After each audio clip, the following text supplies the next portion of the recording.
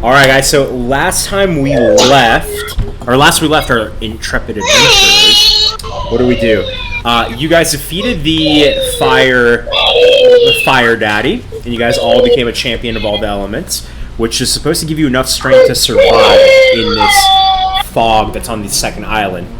On your way to the second island, some red robes showed up and offered everyone a cure for this crick rot. As you were doing that, Anne stole a memory from Diamond Dew and injected it into his mom, who looked terrified. And basically, you guys found out that the thin space that's in the crick is leading somewhere to one of the roots of the Arvori tree, which is a place that's supposed to be sacred, highly protected, and she thinks that this mist is escaping out of this thin space as some kind of like self-defense mechanism to keep people away, to ward people away from this area, because now they have access to this sacred area. And that's the information you guys got from it, and you guys started making your way to the second island. On your way there, people were cheering you on. Someone ran out of the mist and exploded, almost infecting everyone. I think everyone passed, though. No, I jumped on top of him, and Steve Rogers the best. Yes, and since I think he's unaffected by air type whatever things, it is, immune to disease. Yeah, he just kind of you Steve Rogers it. Yes. You guys went into the mist where, as soon as you guys entered this thick fog, you guys got separated. You don't know how much time had passed, but you just suddenly woke up in a different place. Pi, you woke up in a school. Robert, you woke up in a house with a dead body, and you were covered in blood. And you woke up in a street, and you saw your mom in a building, and you went after her.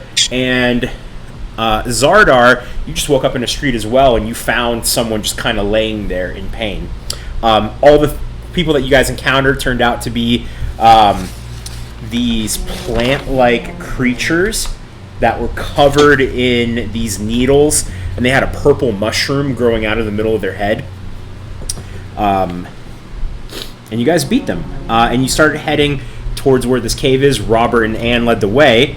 On the way there, Anne found a secret place. Not a secret place, but a place where his father used to took him. It was kind of like a buried, repressed memory. And he remembered that his dad dug something in a hole somewhere around there. And out of curiosity, you dug in there. You found a pistol. And as far as you can tell, it belonged to your dad. And then you guys saw the mouth of the cave, and you entered in there.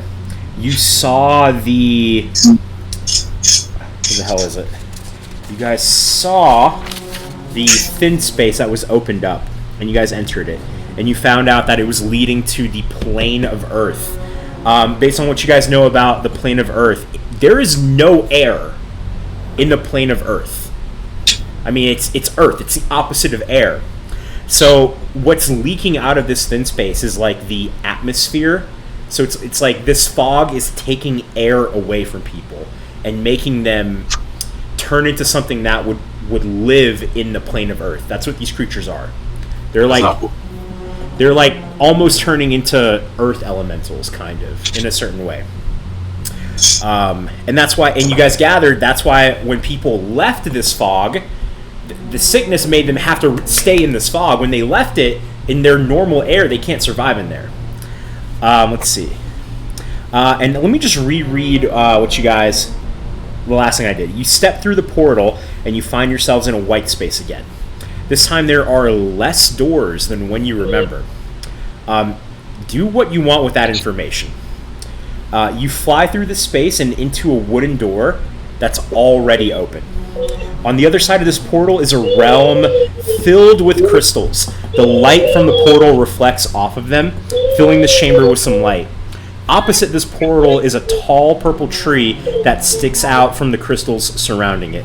At the base of this tree is a humanoid with green skin in a defensive pose. And he looks at you and he says, "What are you doing here?" You need to leave right now, or you will face demise. And that's where we're at. Denise shows up. Yeah. Pretty sure it's Denise. We like her. And Pi, you said you wanted to steal some diamonds last time. I didn't think it was. Yeah, these are not like little pebbles. These are gigantic crystals. I mean, they could be diamonds. I mean, you guys know that gems are worth a lot of money, but these are huge. I'm here specifically for diamonds. Alright, so use your mountain basher to bash some diamond mountains. There you go. Preferably, I would like it in quantities that round out to an equal 1,000 to each. So you can cast, resurrection or something? That's not one. Yeah. What are you doing here? Exploring. What are you doing? This is a sacred place. You can't be here at all. I'm not going to say it again. Leave. Wait, did you say leave? Yes. Like with an F? No, with a V. I heard an F. That's why I asked. No, there's no F. You get the V when there's more than one, right? Like multiple leaves is technically leaves. Yeah. This is a plural kind of situation, right? Since there's multiple of us. Well, there's a tree right there, so, you know. Well, no one says you all need to leave. You all need to leave. Why, you're here. I am the guardian of this grove. Well, Me too. well, how about you guard it from what's on the other side of that portal by, you know, shutting this here portal after we go back through it? If I could shut that portal down, I would. I'm sworn to protect this area. Anyone who intrudes is an enemy of the Arvori tree. Is that tree behind you? This is one of its sacred roots. How do we close the portal? That's all we're here for. That's not up to me. I'm just here to protect it. And right now, you are my enemy. We didn't ask you if you would close it. We just asked how. We'll close it for you, and we'll leave you be. We're not here to fight. We're just here to help the people on the other side that have been affected by this. They're dying.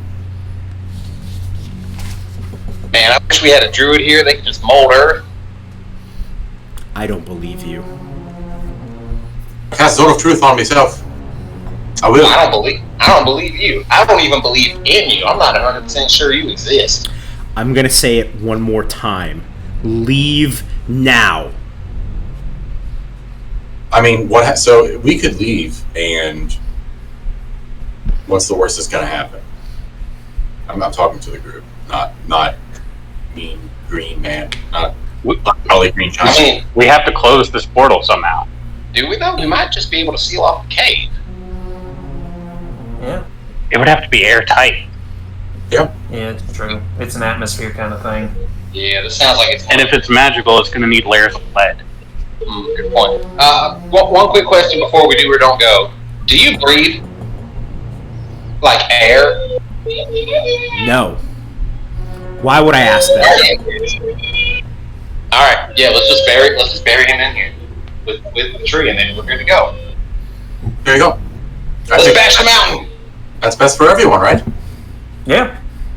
Okay, well, I guess we're heading out. Okay. We're leaving. As you guys turn around, you see a little shadow kind of bounce off of the reflections of these crystals that are all around you. What are you doing here?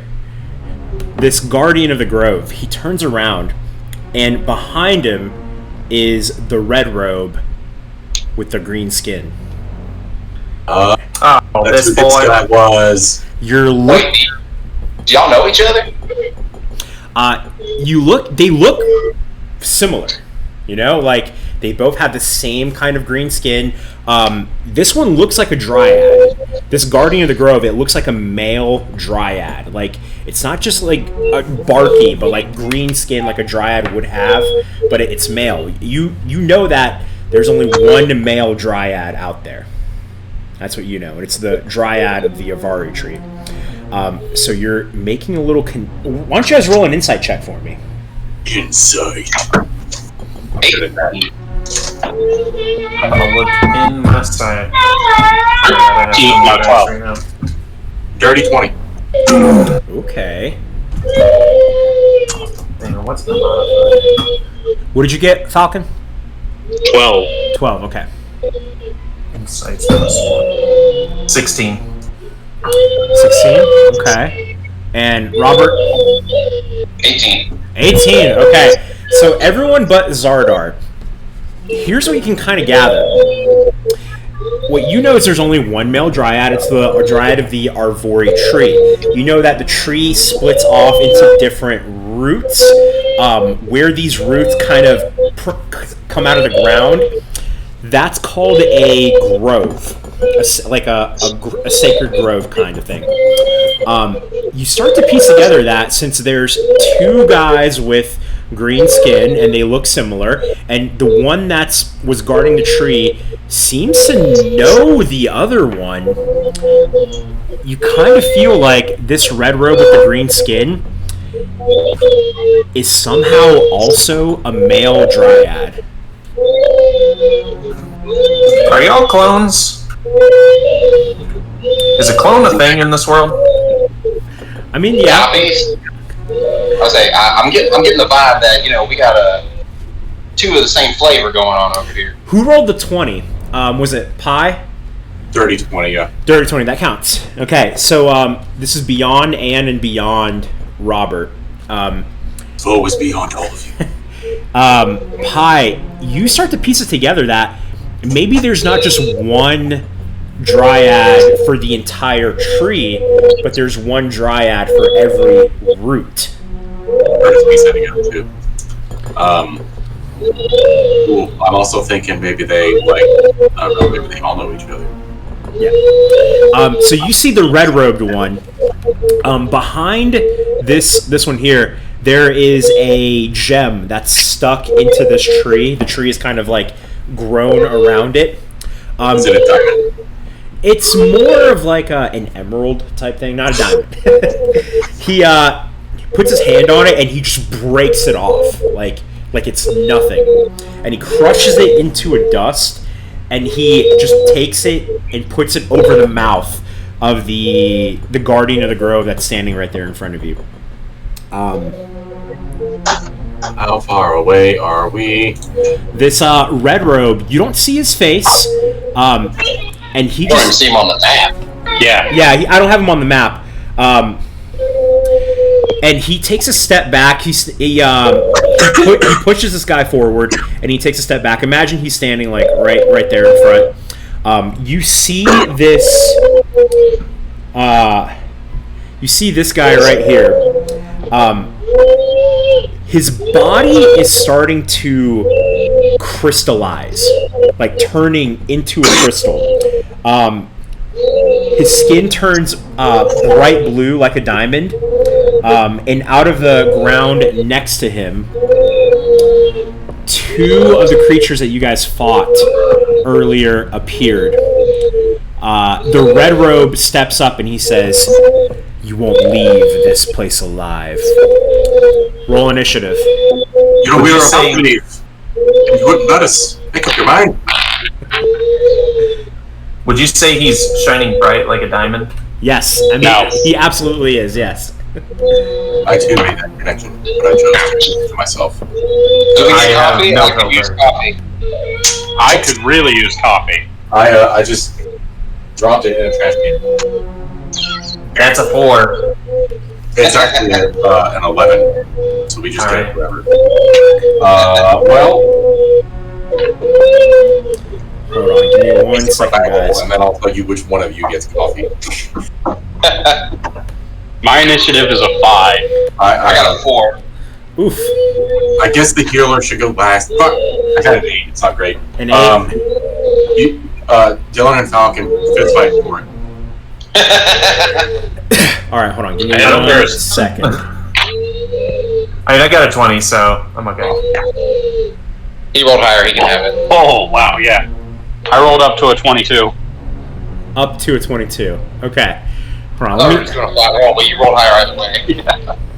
Hold on, I'm going to ask for all of those one more time in just a second. I'm just getting things set up. So who gets it? All right. Enjoy your coffee, sir. Oh, Vinny didn't hear it. I got a 34 for initiative. A 34, incredible. Wow. So this guy in front of you, he turns into this gigantic crystal golem. Now, when you say gigantic, yes. Yes. Oh God. Hey, Vinny, do I have any arrows of giant slaying? No. You have Why? the one. We ate them all. And you won't give me another. It was, it was loot. Loot Hey, comes how and much does goes. one of those cost? An arrow of giant slaying? I don't know. You got to find a shop first. All right. Tell me the initiatives one more time. I'm sorry. 22. 22 is Xardaar. Okay. 20. 20 is Anne. I think It's it one was of the few times I haven't gone first. It was an 8. An 8 for someone. An 8 for 8 for Pie. Raspberry. And what was And I that? got a 4. A 4. 4 for Robert. Okay, let me roll for these guys real quick. Okay, that is a -1. Okay. Tails. -1, that's great. That means he's slow AL. Oh, I shouldn't have said that out loud. Damn. Yeah, because now we know he's got terrible debts. It's like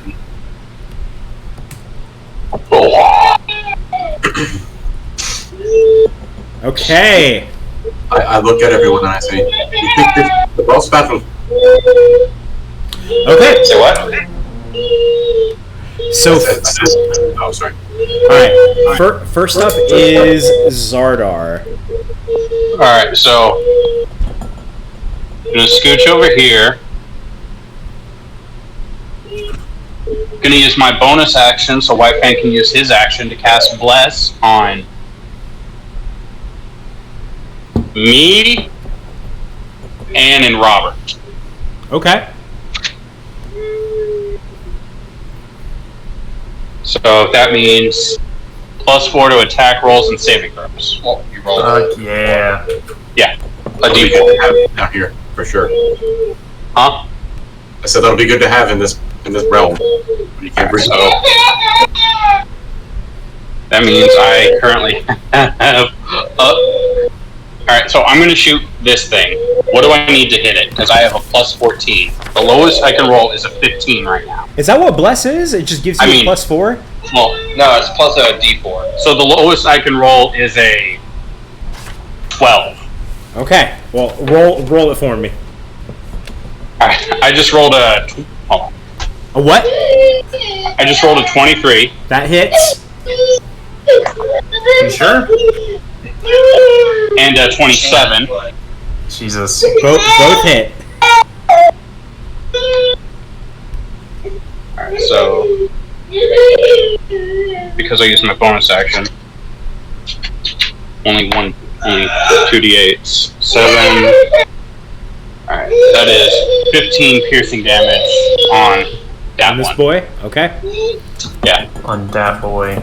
Yeah, and again, this looks like I posted a picture of it in the chat at the end of last week. It's kind of terrifying what it looks like. Gotta go way back. Yeah, a whole week I gotta go back. Shit, too far back. There we go. It's more weird plant thing than skeleton. Yes. Oh. Oh, those. I thought you meant the crystal boy. Oh no, not the crystal boy. It looks exactly like that token.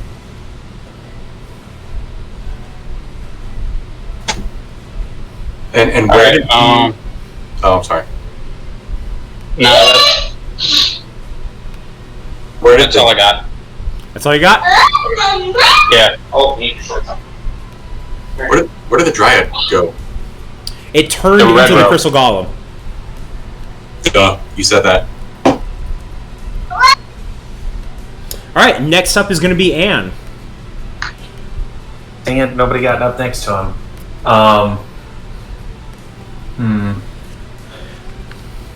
Let's see. How far is the red robe? Well, if you can wait a turn, I'm gonna be all up in his business. 55 feet. I don't have the distance. If I dash, I'll have it. You take a spike from the crystal golem if you do that, though. Potentially, yes. Yeah, Either the crystal golem or one of these other guys. So probably not the best idea at the moment. Look at which spells I got, because I might just go for a spell to.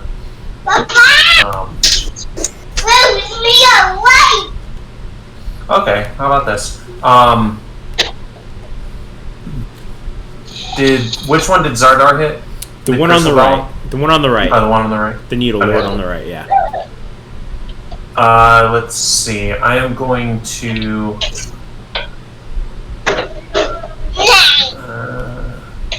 Okay, I actually have distance. I'm going to cast Toll of the Dead on that one. Okay. So it needs to make a Wisdom saving throw, DC 14.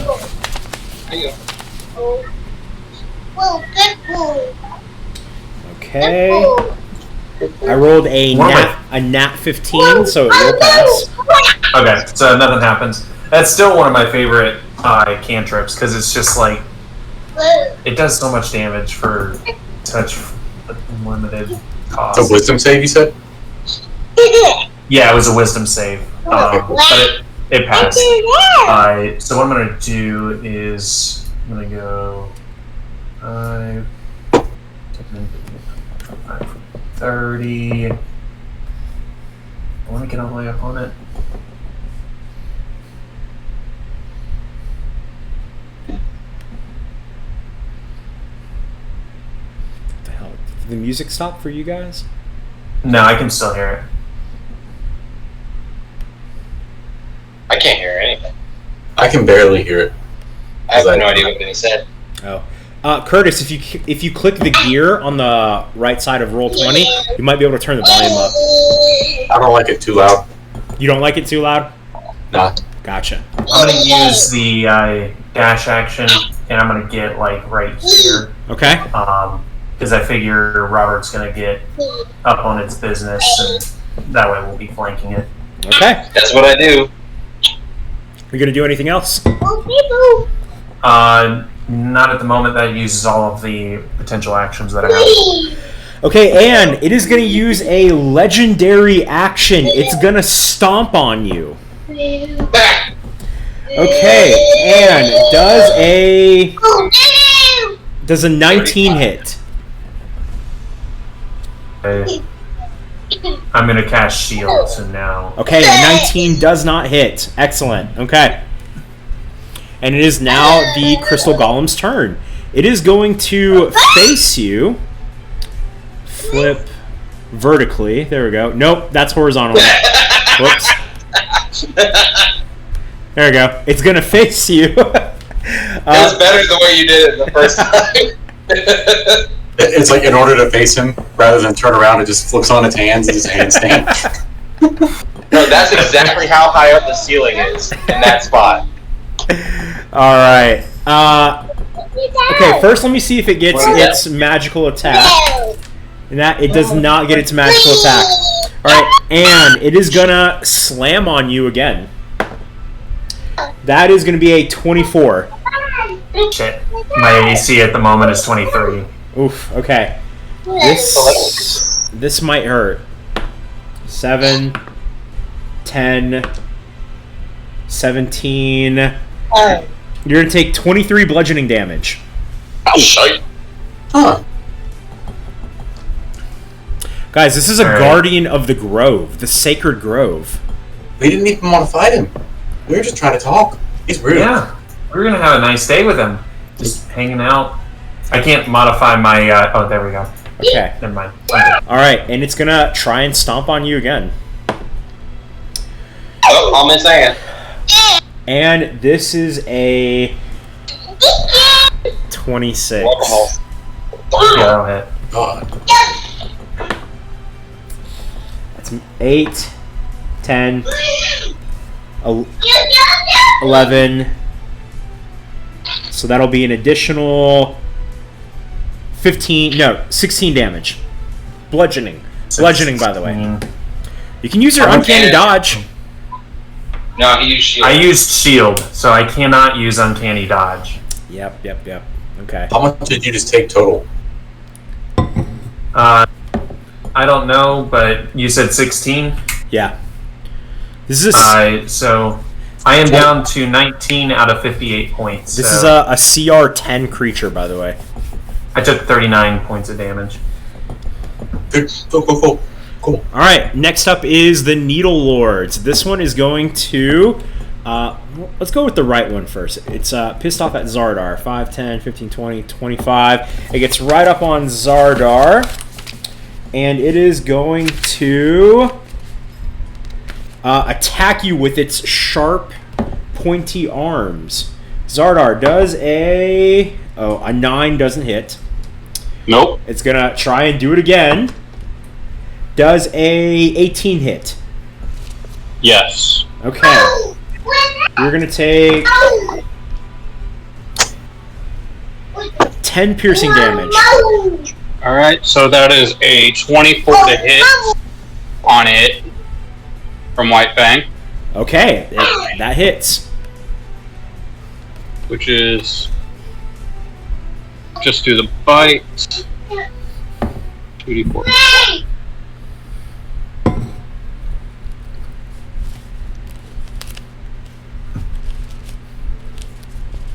That is 10 piercing damage. Okay. White Fang takes two piercing damage because it's covered in needles. Xardaar, you are now grappled. Yeah, you are now grappled. Okay? Because it hit you with it hit you with its attack. You are now grappled. Alright, the other one, it's going to go towards Pi. 5, 10, 15, 20, 25, 30, using all of its movement. And it's going to try to hit Pi. That's a nat 2. That's not going to hit. Just missed it. And then, hold on, this might hit. That is a 21. No. Oh, no. My trait, or my feat, whatever it is. I'm 22 because I can add +1 armor or weapon, but my weapon's already magic, so. So with a shield, you would be at 24? Yeah. Okay, it does not hit. It tries to, just come at you with its pointy, sharp arms, and it can't pierce your fucking metal armor. Alright, Pi, you're up next. Alright, well, I will just take a hit because I need to do some work here. I think Robbie's out of range of what I want. Yeah, he is. That's okay. Quick question. Can I sacrifice my action to have 2 bonus actions? So instead of action, bonus action, I just do bonus action, bonus action? I don't know if you can do that. What do you think, Robbie? So you want to get rid of your action to do a bonus action? To do 2 bonus actions. Like a normal bonus action and then sacrifice the action to do a bonus. I feel like that's... None of my healing spells are action. They're all bonus action. So you want to do 2 heals. If I did max heals on my strongest single target heal, it wouldn't cover half of what Robbie lost. I'm gonna... Let's play this by ear. Okay. If you're gonna heal, if you want to do 2 heals, I'll let it go for now. Oh, Jesus. I mean, for what it's worth, I'm about to give that big boy something else to focus on. With the black lines and the yellow. I'm going to draw aggro, is what I did. Nice. Look at the mountain. Aggro. Okay, cool. So I am going to use a 4th level spell slot. Oh! First, I'm going to have to... I only have 2 of those, and I'm about to blow both of them. Probably just one. I'm about to move like this. The douchebag does not get an attack opportunity because he should be in range of me now. And I am... Let me just double check. Fuck yeah. I'm going to cast... Where'd it go? Where'd it go? Oh my god. There it is. Healing word. Oh shit, that's a 60-foot range. Whatever. He called this. Robbie is gonna get. Fuck yeah. Okay. Fuck yeah. Fuck yeah. 18 healing on that one. I that was almost max. I rolled one of them was a 2 instead of a 4, but all the other ones were 4. That was good shit. Is that for me? Yeah, that's 18 HP for you. Nice. And I will also, I'll do this for the other one. Oh, you know what? This is great because this one's an action. I'll do that instead of doing the weird thing I was talking about. I will then cast Aid on everybody else. You 3. And you all get 10 HP, and it also raises your current HP cap, so you can heal it back if you need it, and that lasts for 8 hours. Nice! 8 is good, man. 8 is good. Hell yeah. And it's non-concentration. Hell yeah. Okay, is that all you're doing, Pi? Mm-hmm. All right, Robert, all you, man. Actually, I saw that big boy go after my cousin. So I'm gonna point at him, be like, "You, we tried to be nice. Fuck you." Hey you! And then I'm gonna charge. I'm gonna use the same battle cry that Holt does because he's been saying it all weekend. Yum yum chum chum. Yum yum chum chum. I just wanted you guys to know that he just says yum yum chum chum. I thought you said Holt. No, Holt. Oh wait, I gotta remember. You. This thing has legendary actions. I gotta remember that. No, you don't. Don't use them.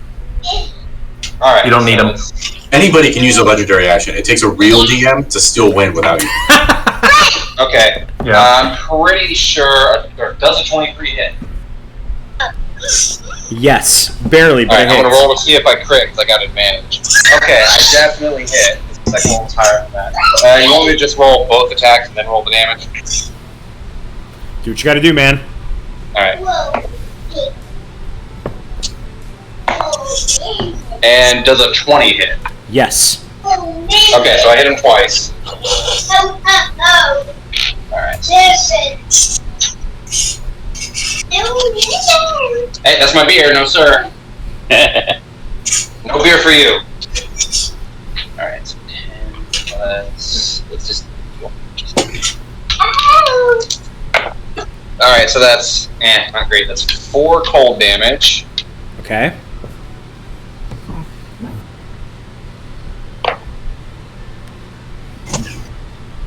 $19 slashing damage. Okay. Should be right.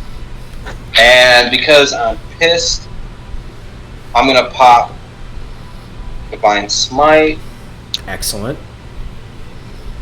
But I'm just gonna do it at a first level because I didn't get a good hit. I want to save that. But I'm gonna use 2 of those.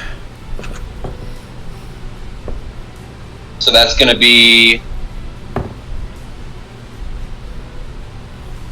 That's going to be 22 radiant damage. Okay. Nice.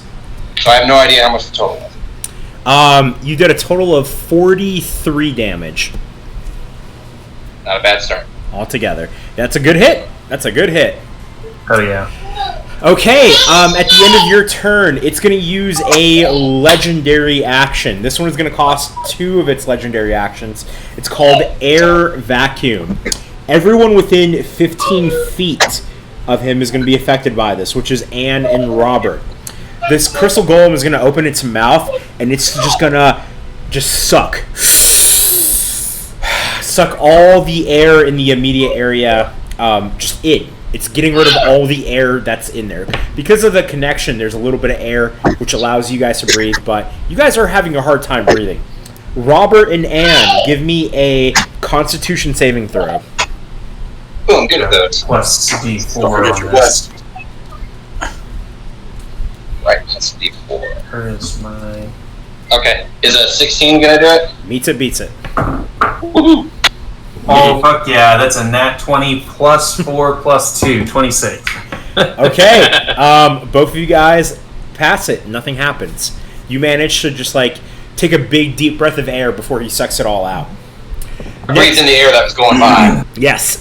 You went. Next up is the Red Robe. The Red Robe is going to open up a portal right beside him, and then he's going to jump through it and disappear. Yeah, figured. Of course, Yep, that's it.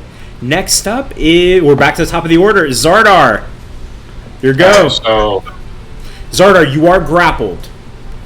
all right, what do I have to roll to get out of it? The escape DC is 14. I believe it's just a His strength. yeah, a strength saving throw. That is a 22, That'll do it. and that was my action. Let me look it up, just to make sure. Grappled is your speed is 0. The condition ends if you are incapacitated. Blah blah blah. It doesn't say that.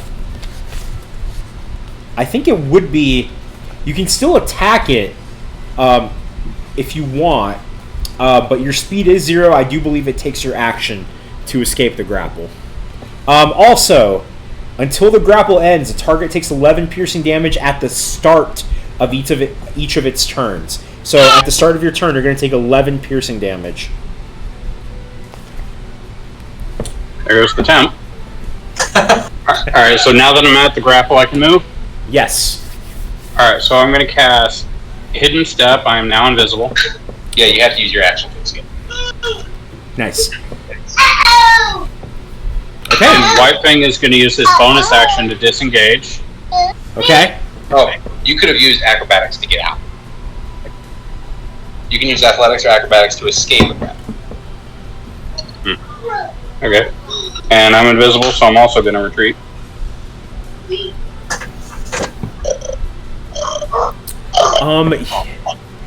If you turn invisible, it's gonna use its reaction, but I will roll with disadvantage. Alright. I don't. First roll, I'm not gonna hit. Alright. And, alright, so I'm still invisible. I moved my movement. White Fang is going to take the dodge action. Nice. Okay. Is that your go? That's my go. Okay, at the end of your turn, the Crystal Golem is going to use a legendary action. It's pissed off at Robert for hitting him, so it's going to stomp on Robert. Robert, does a dirty 20 hit? It does not. Okay. It tries to stomp on you, but you definitely dodge out of the way because it's big and slow. All right, that's all of its legendary actions. Next up is Anne. All right. Let's see. I am going to swing at the boy because I've got somebody there, so I can hit him. Where'd the other guy go? That's the one I want. All right. Does a I'm done spells. That's fine. 25 hit. A 25 does hit. Alright. Do all of the damage possible. Rolling high, hopefully.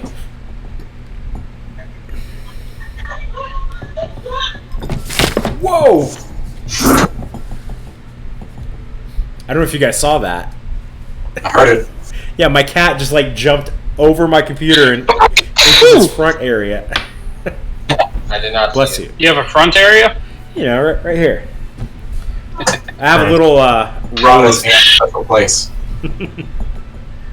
Alright, so we've got 25 piercing damage and 6 cold damage. 31 total. Okay, good hit. And then I'm going to try and swing at him again with my offhand. And you're using you use your magical weapon to hit him, so that's good. Yep. So this is also going to hit because that's a 27 to hit. Yes. That will hit with your So that'll be 22 10. dex. That'll be 10 piercing and 5 lightning damage this time. Ooh, okay. So 15. Good hit. That'll end my turn. All right. Yeah, that was my fun set. So yeah, that ends my turn. Next up is the Crystal Golem. And now it's pissed off at you for hitting it. Oh, let me see if it gets its special attack. It does. Okay. Wait. Oh, fuck. I forgot to do this for you, Anne. Anne, you're going to get a free pass at it, but I'll remember this. Robert, remind me that something happens when you start your turn. Okay? Remind me. Okay. Robert's too stupid to remember. I will do my best to remember. Okay, it targets one or more creature it can see within 10 feet of it, which is going to be both Robert and Anne. Both of you need to make a DC 17 Wisdom saving throw. I'm not very wisdom. Don't forget your +4 D4. Oh wait, I take that back. I'm very wisdom. Okay, I pass without the bless. Oh, I pass as well. So You guys both got higher than a 17? Okay. I got an 18. Okay. So it does something with the air, but it doesn't affect either of you. And it's going to stomp on you. Good thing I like that. Does a 25 hit? it does. I wish I would have rolled that against Robert. Oh my god. I know, I would have had to use shield. It's 8. That's 14. I think I'm gonna uncanny dodge this. 19. 25. And you're going to take 25 bludgeoning damage. Alright, so uncanny dodge, and then I'm just gonna. It'll be 12. Robert, it's going to try and stomp. Actually, it's going to stomp on Anne. Anne, you hit it last. You've been up here longer. It's going to try and... Holy shit. It's going to try and hit you again. That is a nat 1, which is going to miss Anne. Yep. A nat 1 will miss. Okay. It's And he going... lost the footing. You doing any bad stuff to him? It's going to move in between you guys, and it's going to end its turn right here. It's getting a little bit closer to Pi and to Xardaar. I got too much on my table already. He cries through his iPad. Actually, you know what? Fuck it. It's gonna come down 2 more. Cheers, come through the eye patch. And you're gonna get an attack of sure about Actually, that? Anne, you use your reaction, so you're not gonna get an attack of opportunity. Right. But it's still within Robert's reach. Yeah. It's going to end its turn right there. Next up is the Needle Lord. This Needle Lord is going to attack Pi, now with advantage. Pi does a... Oh, fuck yeah. Does a 23 hit. Barely. It barely hits. It's going to hit you with its sharp arms. It's finally going to dig in there and get a nice soft spot. You are going to take... So much green. Some piercing damage. You're going to take 13 piercing damage. And Pi, you are now grappled. It's going to hit you again with its other arm. Well, I rolled a 15 and a 16, so that's going to be a 22 with advantage. This is a 22 hit. Me to be the section. Okay. So you're going to take an additional 11 piercing damage. And you're grappled. Just remember that you're grappled. I'm at half health. Let's go. Alright. Xardaar, are you visible at all? Or are you still invisible? I'm hidden until the start of my next turn. Okay. So then this one's going to come up on Pi. I see where 5, Xardaar 10, is. 15, 20, 25. Alright, Pi, this one's going to come at you again. That's a 9 and a 10. It's going to miss with its first attack. That's a 7 and a 17. So 23. 23 hits, right? Yep. I don't have my ultimate move. This is not good. going to take an additional 13 piercing damage. And you're double grappled. You're done. Yeah, you are. I'm not going to do that. But I mean, That wouldn't make sense. You would be. Yeah, if it hits you with its arm attack, you are grappled. But it can only grapple one at a time. Third. I'm not going to make you double grappled, but you are grappled at least once. So the disadvantage of grapple for me is I don't have a movement speed, correct? Yes, I think that's kind of it for you. I wasn't going to do it anyway. All right, cool. Yeah, you can't benefit from any bonus to your speed. If there's a spell, like a Thunderwave spell, that makes you move away from it, then it does end it, but that's about it. I already used my cape, didn't Okay. I? did. At the I did, yeah. At the end of your turn, I'm sorry, at the end of the Needle Lord's turn, this Crystal Golem is going to use one of its legendary actions, and it's going to attempt to stomp on Robert. Robert does oh my god, I rolled a 19. That's a 29. Yeah, I'm gonna get hit. I'm just gonna have to deal with that. Yeah. You are going to take 2, 5, 12... I'm gonna get hit. I'm just gonna have to deal with that. 18 bludgeoning damage. I am now down to normal HP. Just on aid and false life. Incredible. Okay, you're back down to normal. Alright, next up is Pi. Pi, you're kind of surrounded. You've gotten hit a few times. You're not used to getting hit. You're kind of hurt. What's your HP at? I'm at 24. Out of, what is it normally, 67? So I'm hurt. Pi is going to do the only thing he can think of. And he's going to pop off the fake tooth in his mouth to bite on the cyanide pill. But it's actually a piece of phosphorus as a wall of fire explodes in a circle around him. What about your steam move, where you just explode in steam? I don't think I have that. I don't think that's yeah, it. you swallowed that, remember? You do. I don't remember these things, man. Yeah, it was your last magic item. More importantly, I don't think it would matter right now. Well, I lost all my magic itoms, remember? No, No, you didn't. you took gave it it all out. away, remember? Or you gave it all away before that happened. So, what is You this got thing full called? naked. I don't remember. Ring of Spell Storing, Belt of Dwarven Kind. I don't have this in my inventory. Oh, so stop.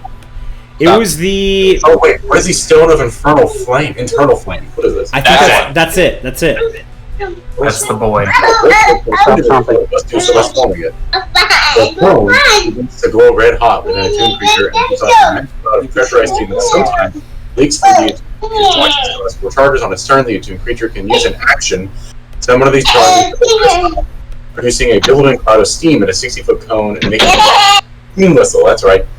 I mean, you can do whichever one you want, man. I've got a circle wall of fire ready to go. Do all, because that's a circle. This is not as useful, but thank you guys for reminding me about it because I totally forgot I had that. Plop down that one and get ready to die. Okay, so it's a... How many feet is it? Yeah, I'm checking the radius right now. A ringed wall up to 20 feet in diameter and 20 feet high. I'll say it's just 5 feet in diameter. That way my boys here can, still get to the other side if they want. My friends, I'm saying. So you're doing the wall of fire? Yeah, Okay. just like that. You got a wall of fire around you. Okay. So what kind of saves do I need to make? That saves. Dex? No, he said death saves. They're dead. Oh. Yes, death saves. What's the DC? 16. Okay, so let me roll for the Crystal Golem. I rolled a fail. nat 18. You're a I'm sorry. Let me roll for the 2 Needle Boys. Okay. The one on the bottom fails. The one to your right, they both fail. Fuck yeah. Take 5d8 fire damage, bitch. Woo! Nice. Does the Crystal Golem take half? Oh, good question. Probably. Yes. Thank you. All right. This is cool. Pi is like surrounded for the first time ever, I think. I feel like I've never really surrounded Pi. And Pi just like wall of fire around him. Get these And he's fuckers clearly away. not enjoying it. That is 26 fire damage and 13 Woo! crystal damage. Okay, so 13 to Big Boy. Still not bloodied. Still not bloodied. I'm going to move this so that I can click on the needle boys real quick. 26, you said? Oh shit, what the hell happened? Pi, the one to the right. Tell me what happens. I would, if you don't mind, can we change it to that was grapple? Yeah, change it to whatever you want it to be, man. Disintegrates. As Pi just breaks free and you just disintegrate. Okay. He wants to break free. I was thinking, isn't there that song and it goes like explode or something like that? That's what he does. What is it? I don't know what that is. We're breaking free. Okay. So Pi, that is your 16th kill. You've got more kills than Xardaar. Xardaar has Why is 3. the healer better at killing than you? Okay. Pi, at the end of your turn, it is going to... Wait, you're not done? I'm sorry. That's on me. My bad. Go ahead. I'm sorry. Bonus action. I didn't say come up. Come on. I didn't say come up. God, Whisper a healing word to yourself. actually, I thought it would be funnier to chug a healing potion. Sure. And he's just No, you don't chug it. You just activate your disposal and go. basically, yeah. I mean, we could have used the glass. What is that? He'll make the glass. 4d4. 2d4. He has a 4. Oh, If it's no. a regular For healing the potion, it's potion? people. What kind of potion is it? 2d4. Whatever we have in the slush. Nice! 4. Okay, so 2d4 plus 2. Oh, plus 2, okay. Nice, Falcon. Nice. I've had He's those had those for a while. for so long. I've showed you that many times. I've Yeah, completely forgotten. Forget a lot of things. Probably should have done a spell. Next Like time. which way's least. Listen, I'm just trying to get one of y'all down or dead. Yeah. I'm close. You did it to White Fang before. I got him But down. first you did it to Robert. Yeah. Yeah, remember, you took Robert down in the first session because our healer had no healing. And you Listen, took White Fang down when we were on the mountain. when was our very first session of this? Because it's over a year ago. Yeah, it's been more than a year. I want to say it was October or November of 2019. I'm looking at it No, right it's now. It may have been a little later because when Vinny pulled out the whole of this village is like having a plague and in quarantine, we knew it was a thing. No, because we did this before. We did this before Corona. No, it was after. It was after. Yeah, it's after COVID. It was after COVID, but Yeah. not that far into it. No, it was like right at the beginning when we still like So- didn't really take it So it was seriously. like April last year. See, Blighted Grove #1. I uploaded it. March 29th, 2020. So we played Okay, it yeah. like honestly like right as we got out of school. As school got canceled for me. Yeah, so it was right into COVID. Yeah. Okay. What's going to end first? COVID or this campaign. I will say, guys, we are at the end of this arc. I think we're going to be about halfway through. Okay. I will say we're about halfway through the whole arc. I demand animated That's lore. halfway to level 20. Is this going to take us to level 20? This arc? This whole thing? What I like made a little chart. I think there's something I'm gonna do at the very end where you guys may be at different levels, but it'll be level 15 minimum. Level 15 minimum. Okay. Maybe 16 minimum. I gotta like plan this shit out, you know. Yeah, we'll see what happens. We hope to release adventures for more than like level 5. Yeah. Wait. So, Pi, are you now done with your turn? I am. I made the wrong decision in drinking a potion instead of casting a spell. I only got 7 HP. Oof. Well, it'd be like that sometimes. At the end of your turn, Pi, the crystal golem, it's going to stomp on you. It's going to try to stomp on you. Oh my god, I rolled a 19, so with a plus 10 for its modifier, that's a 29 to stomp on you. Okay. Pi, that's a 7, 14, 21. You're going to take 27 bludgeoning damage. Okay. 20. He lives, barely. Okay. Sorry, I'm being real slow. So just give me a minute. Alright, next up is Robert. Alright, well, I mean, he's still right here in front of me.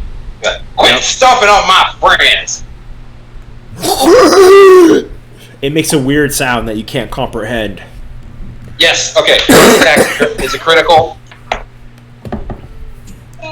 Second attack hits, I do not crit. Okay. Okay. Math time. Yeah. And I'm going to burn a Divine Smite at the second level. Nice.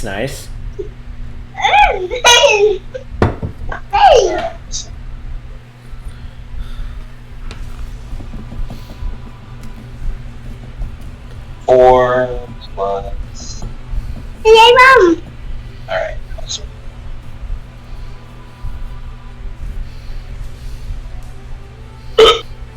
This is definitely going to be a new record for biggest hit.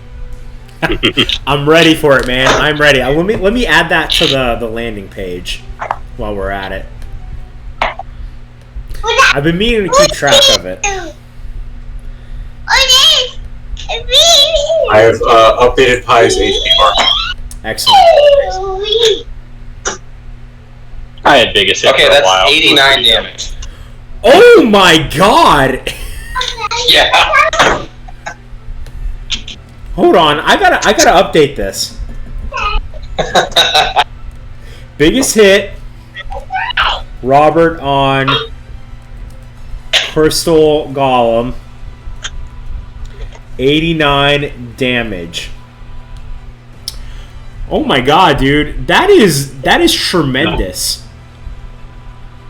I'm pretty. I don't think literally no way for Ann to make that kind of hit. That's Holy shit, dude! No. You hit it real good. That 3d8 is nice. Yeah. No. And those little bonuses I got from Giant Killer. Oh, sorry, 91 damage. I forgot the +2 on the second attack for Giant Killer. Okay, let me take that additional 2. Oh, Giant Slayer. Now it's dead. It's not dead. Okay. No, you have fried. No, but it better be fucking bloody. Robert, it is going to use its last legendary action of this turn to turn around towards you and try to stomp on you. Bring it, motherfucker. That's going to be a 25. I will cast Shield. Okay, it does not hit you. What does that bring your AC up to now? 26. Because it's at the end of your. When does it shield end? At the start of your next turn? Yeah, it's until my next turn. Okay, cool. All right, next up, are you done, Robert? Don't want to assume. Yeah, that's gonna be the end of my turn. Okay, cool. Xardaar, you're up next. You are now visible. Alright, so over here I go. I'm going to use a bonus action to cast Hunter's Mark on the Crystal Golem. It is And marked. then I'm going to attack it. That means I have a plus 12 to hit now. Okay. Plus the D4. Can you send White Fang over here with that? With the Healing Horn? He used it today. Fuck. That's a 20 to hit. That hits. That is a nat 20 to hit, and I'm going to use my second magic arrow to cast Grasping Arrow on it. Oh, yeah. Okay, cool. You're level 3. You're Arcane Archer. Just tell me what happens, man. Alright. Oh my god, Robert, I forgot to do the thing on you. You're supposed to be blind. Damn it. I didn't say anything, so. Robert and Ann are both supposed to be blind. And Pie. Damn it. I told you Robert wasn't smart enough to remember. Just lay off. 1d6 I forgot to do I told this. you I Damn wasn't it. smart enough. plus.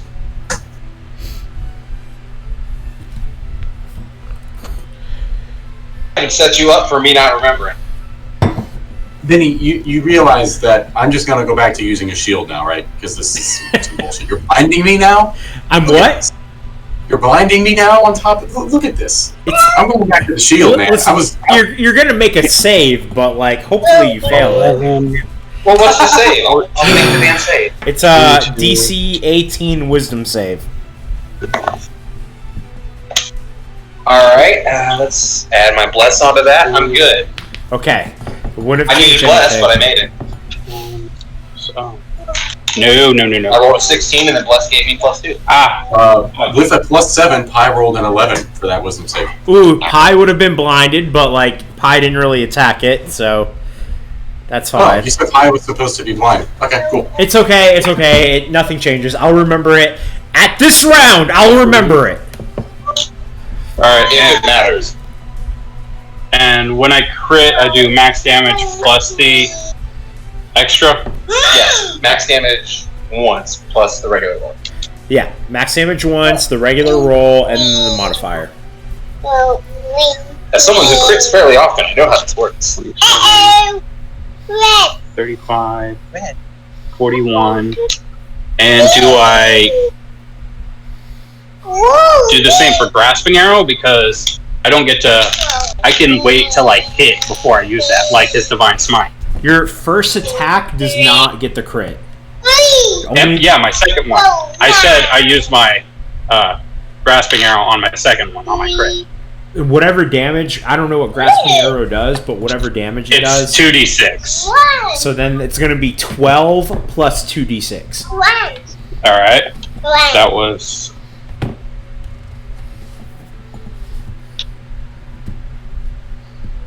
That was 37 plus 12, Alright, hold, stop. 49. No, sir. No, sir. 56 damage. Okay? Hold on, Um, making a mess.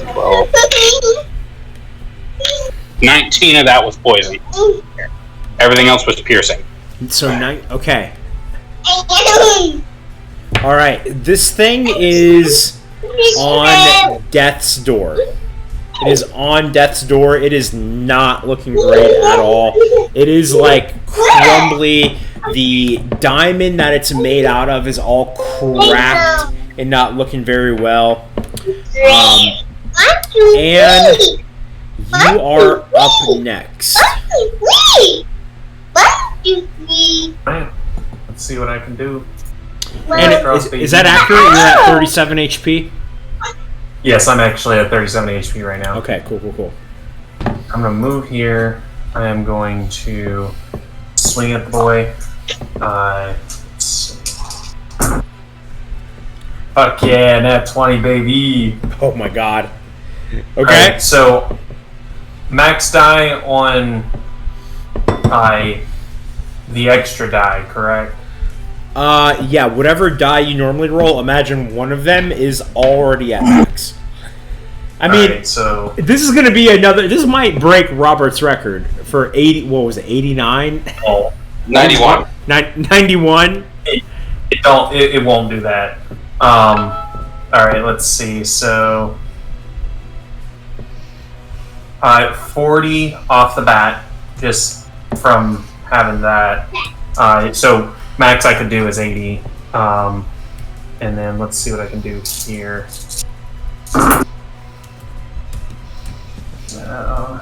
We got a couple of max die there.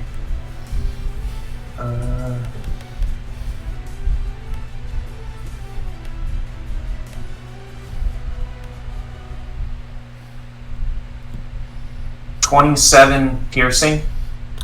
27 piercing. Okay. And then 6 cold damage. Okay. And the rest of it's like, whatever. It's a mix of that. So Excellent, excellent. Okay. come out to be 26 plus 6, 32 plus 40, 72. And tell me what happens. So everybody's over there, popping off all their big shit. Hands like feeling left out. So as soon as Robert goes and pops off his big one and comes up behind him, and is just kind of like waiting in the blind spot. So as soon as he gets his chance, he jumps in, climbs to the top of this thing, and just slams his dagger down into the back of its neck. Excellent. As you do that, the other Needle Lord that is in front of Anne, it like screeches. And it just collapses. You don't need to worry about that Needle Lord there. I didn't cast comprehend languages. I don't know what it said. Shit. Let's see. You see this crystal golem. It falls to its knees. His crystallized form starts to crack, and then it speaks in common, in a language you guys all know. No. You can't have done this. You have no idea what you just did. You broke the... This crystal golem vomits a thick black smoke out of its mouth, and it completely envelops all of you. Hold on, let me... So you guys are all in this thick black smoke now. That's kind of covering this entire area that you guys are in. So you guys are all in this like thick black smoke. You guys find yourselves in this black space, but it doesn't feel bad or scary. It feels familiar. It feels like a memory. Like you guys are looking back at something that feels kind of familiar to all of you. You guys in this memory, and you guys are all sharing this. Pi, who's normally left out of this loop, Pi, you're in this with everyone else. Hey guys. You guys see three large humanoid beings. One is stocky and gray. The other is tall and slender and surrounded by what appears to be clouds that are shining light out of it. And the last is portly but glows with a bright white light. They appear to be discussing something, but you can't understand the language that they're speaking in.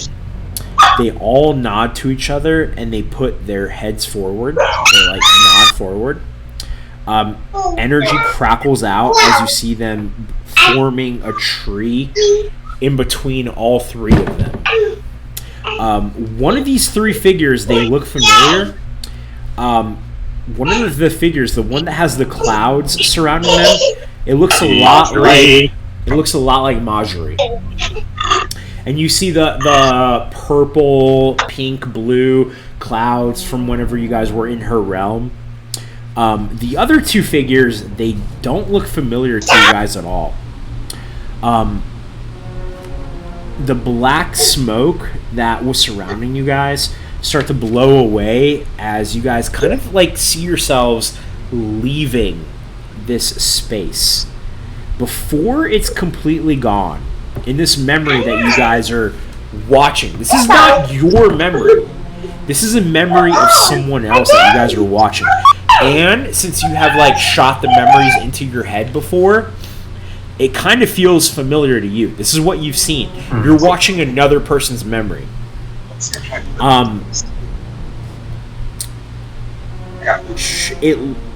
Before you guys leave, the gray figure, the stocky one, it looks at you guys in the eye and it says, "One of the seals is now broken." You guys see him smile at you, looking directly at all four of you. And then the black smoke that surrounded you guys just dissipates. It fades away. You guys are now back in the plane of Earth. The crystal creature that Anne just took down, it's lying right in front of you. There's a light in its chest that is starting to pulse. His skin cracks all over as he starts to explode into a pile of just broken little diamonds. You feel the ground shake around you and the wind starts to pick up. I imagine... So Pi scoops it up a little bit and turns it into a vacuum cleaner like Go-Go Gadget. And just... he's right in front of you. I imagine you scoop up a little bit. The crystal spires that are surrounding this area, they start to shake before they collapse. The fog that's been surrounding the west side of the creek, it starts to flood in through the portal. You see it off in the distance as it does. It's not, this portal doesn't stay where it's at.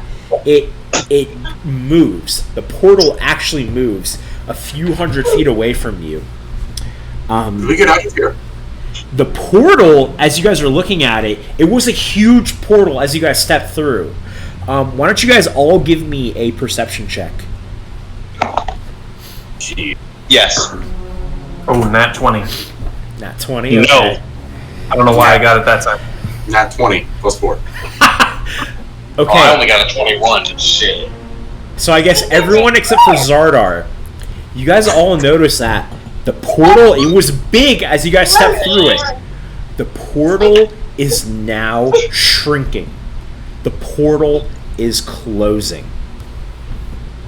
And it's a few hundred feet away from you as these gigantic crystal spires are falling down and crashing in your path. Run, damn it! Guys, we're going to do a skill challenge. Okay? Alright. So you guys as soon are as now... I realize this, I'm going to channel divinity if you hear this happen. Excellent. Okay. You guys are now running at the portal as you fear that the portal is closing and you don't want to be left on the plane of Earth before it closes in front of you. You guys need to make 6 DC 16 checks before you get 3 failures. Okay? Oh, God. Would insight be the skill used to see what direction the pillar is falling in to try to navigate around it? I'll let you use insight for that. Thanks. It's literally the only skill I can use because medicine isn't going to do anything.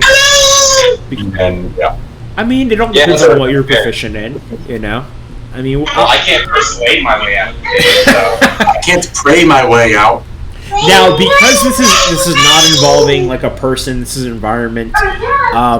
I'll let you guys like repeat certain ones. Like if both of you guys have stealth, I'll let stealth be used twice. Can you describe the like landscape real quick? Like what we're looking at, is it? So imagine like a forest, but instead of trees, it's these gigantic crystal towers. Like crystal towers that are like 30, 40, 50, 60 feet tall. And the ground is shaking beneath you as these crystals are all crashing and falling down around you. I rolled a 27 to insight where the crystal thing is falling so we don't get smushed. It was another nat 20. Okay. Wow. Excellent. Okay. That's one success. Okay. All right, I'm gonna roll for athletics to just charge ahead, knocking whatever is in my path out of the way. Okay. So a crystal. Let's see what you get. Okay. Well, the first roll passed. I got a 17 right out the gate, Okay. and I have advantage. So let's see if I do better. I do not do better. Okay. So as you're running, a crystal spire falls in front of you, and Robert, you're in this peerless athlete mode that you are in. You're basically like a Super Saiyan. A crystal falls in front of you. You punch through it, cracking a path for everyone to run through. That's another success. I am Groot. Y'all are still blessed, right? Yeah. Yeah, it's for saving throws, not checks. Oh. Right. So I am going to use acrobatics to kind of bounce off some of the rocks that as they're falling, just kind of bouncing out of the way. And That's a good look, Paul. So I rolled a 13 plus 13 is a 26. Okay, excellent. So as you guys are running, these spires are falling all around you, and with Anne's help, you guys are able to jump right over them and continue your progress towards the portal. That's 3 successes. I've got another one I want to do. So yeah, I've got one Anybody else too. wants to go first? Mine's a +4, so if anybody else wants to go first. I've got a plus 10 and a plus 13. Yeah, use Let's do those. All right. So for the plus 10 one, I actually have advantage because it's sleight of hand. So what I want to do is, as we're running through, there's a bunch of rubble falling. I'm going to throw my blade at one and have it crack it just in the perfect spot to where it falls and breaks and leaves a path wide open for us. That's perfect. So that's another 26, 16 plus 10. So Anne, a tower is falling down, and you throw your daggers at it, and you have a cold one and a lightning one, and it strikes it in just the right place. It cracks this spire falling down. That gives you guys enough space to run straight through it. That's 4 successes. All right. I don't necessarily know how stealth will work here. So I've got one for perception. okay, because the only other thing I got is there's a plus 10 for investigation. That would also be good. Do that. Yeah, that's Okay, not bad. I'll do that. Investigate to see how the rocks are falling. Yeah. So as we're running through, Robert's ahead, so I'm going to use investigation to watch his path and kind of help guide him. See which ways are going to be the best for us. 15 plus 10 is 26. I keep rolling 26s. So Robert is running ahead of you, and you see as a spire is just about to fall on him, and you say, "Robert, in front of you!" And Robert just sees the spire falling, and he punches right through it, and it cracks, leaving you guys a path to run through. All right, we need one more success. All right, I'm gonna go for perception to see if I can tell, like, if something's about to fall but it's not gonna hit us, so I know we can ignore it. Okay. Or if there's like a fissure about to open in front of us, so I know we need to jump. And I don't get it. You don't get it. That's one failure. I rolled a 2, so my modifier is irrelevant. All right. So- I've got a plus 7 for perception, so As you guys are running, the portal is just it's tens of feet away from you. A spire falls down, cracking the earth into space, and you guys see that there's suddenly a hole you have to jump over, and it's blocking your path, and it stops you for a minute. All right. So yeah, I'm gonna do kind of the same thing. I'm gonna use perception. I want to, and that's fine, right? You said that yeah. we could use the same thing. Yes. All right. So I'm gonna use perception to, rather than trying to see specific routes, I just want to kind of see where things might be falling or where there might be obstacles that would slow us down, so we avoid the worst case. All right. No, that's a 14, so I don't get it. That's a failure. You guys have your failure. Die. You guys jump over this hole, this crack in the earth, making your way towards this portal. Anne looks for a way to go directly to it as a bunch of spires have fallen in front of you, and you guys are trying to find the quickest way. Do we go around it? Do we jump over it? What do we do? You spend too much time arguing about what you should do as the portal opening gets much, much smaller. So, next roll, guys. To figure out what. You think I could intimidate the portal? White Thing has. Wait for us, damn it! So the next roll is it. You either get one just failure or one success. I have a plus 13 to intimidation with my Warpaint and my Sheriff's badge. If I can intimidate the portal, Or intimidate us to just get us moving. that, yes. Get your asses out of here! Never mind. 28. Robert goes full-on pissed-off football coach, and he tells you guys, we need to get the fuck out of here or we're gonna die! And I pick up Xardaar by the scruff of the neck and start running. Alright.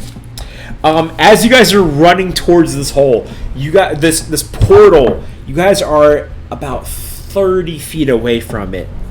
Rouse, Yes! you guys see a familiar face. You guys see Roust, the leader of the Emerald Enclave from Waterdeep. He appears on the other side of this portal just as it's about to close. It's so small, you don't think that you can make it through it. He puts his hands around this portal, and he is literally holding it open. What the hell is going on?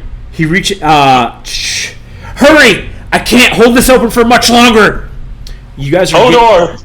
You guys are getting closer, but you guys are still just a few feet away from it. Rouse is straining as he's holding this portal open, and he's as hard as he can. It's hurt. You see that he's using his body to keep this portal open.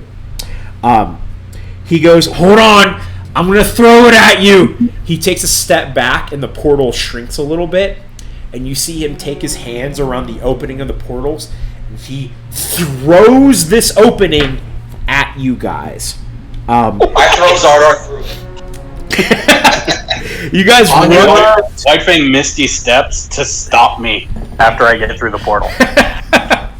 Oh yeah, he has that. You guys Are you still like 7 feet tall right now? 7.5 feet tall. Yeah. So we've got this elf just throwing the 7.5 feet Got tall. fucking- This 5.5 foot tall elf. Yao Ming over here. Fearless athlete. Yeah, look at his hair. I mean, Right. And the amount I can carry, push, drag, and lift is double right now. So yeah, So yeah, I could throw his ass. I mean, I don't doubt it. Kevin It's Hart a just hilarious threw thing. Dwayne The Rock Johnson. It's a very funny image. So he takes this portal, and you guys know that because he has also had, he's had the tween thorns within him. He has some of these powers that you guys don't have yet. He throws this portal at you guys, and you guys run towards it and then through it. You see dust and then darkness behind you as the portal closes. You guys are back home, and you imagine that the fog has now lifted. but I need a couple of days here. I was just gonna start tightening every single bolt in his body because they're all about to explode. Let's take a bathroom break real quick. Okay, let's be right back. Stop. You wanna go first? Okay. Oh, I'll be right back. You're in charge while I'm gone.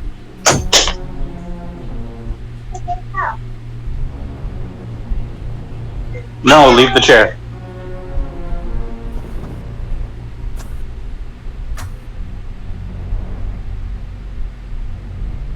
I don't think you're going to be on that long.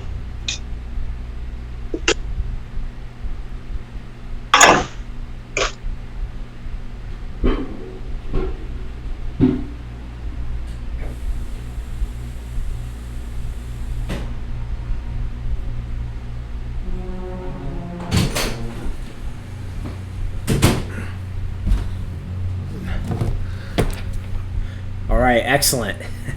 Nice moves. So we had some Wendy's Horgus earlier. Say that again? Some Wendy's Horgus. Wendy's Horgus? Yeah. I don't know what that is. 444? No, it's...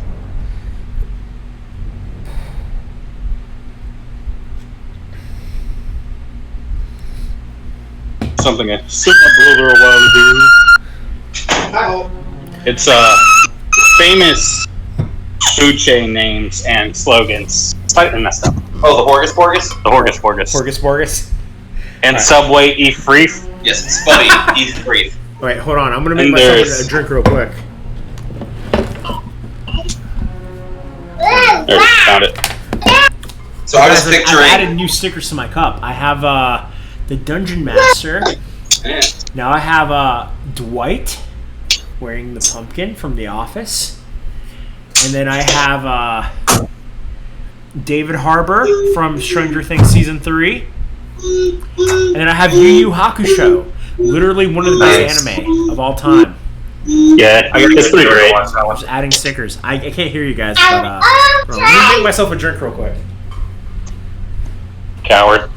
So for that part where the rouse through the portal, I was picturing.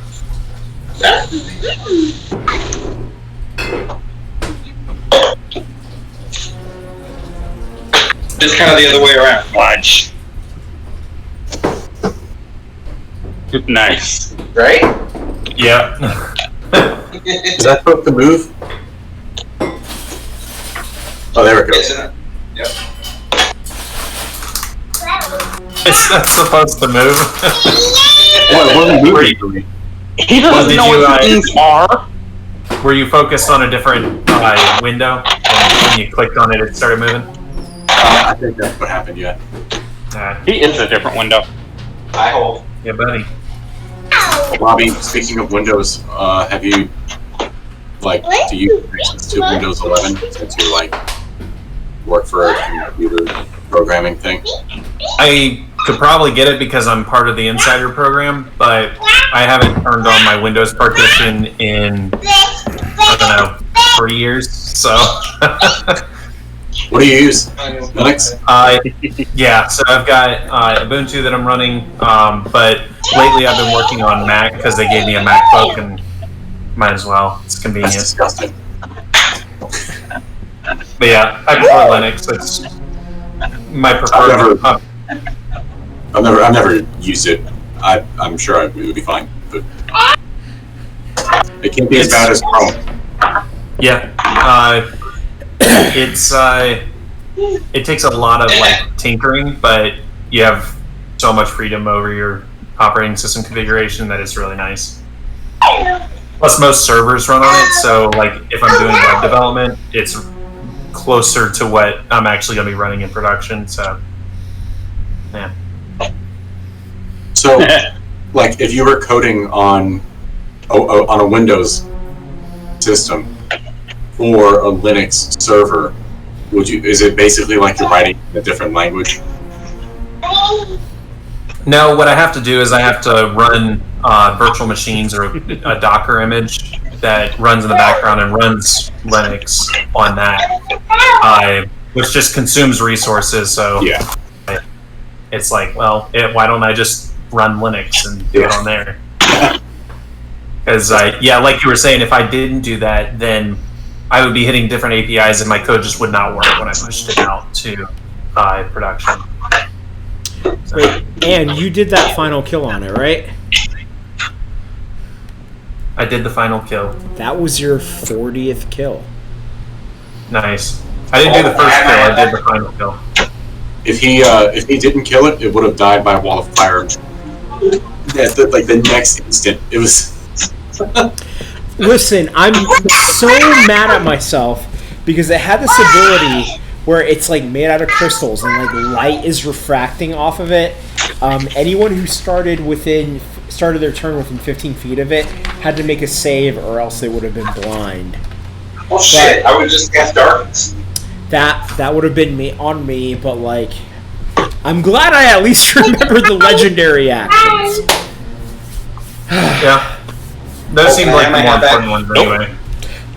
If it got its special ability, which it did once, it would have cast slow on the people within 15 feet of you, which would have been Robert and Anne, and I guess Pi too.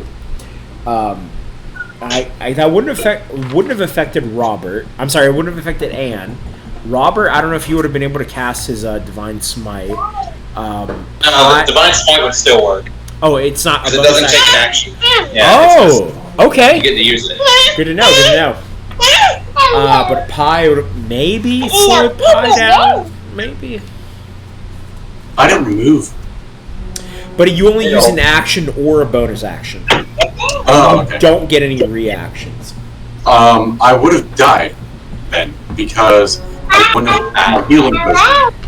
And that healing potion only healed for 7 HP, and I was left at 4 HP in the end. Damn. So I would have died. Or, gone down, had to make a save or whatever. I was really hoping to, get someone close to death.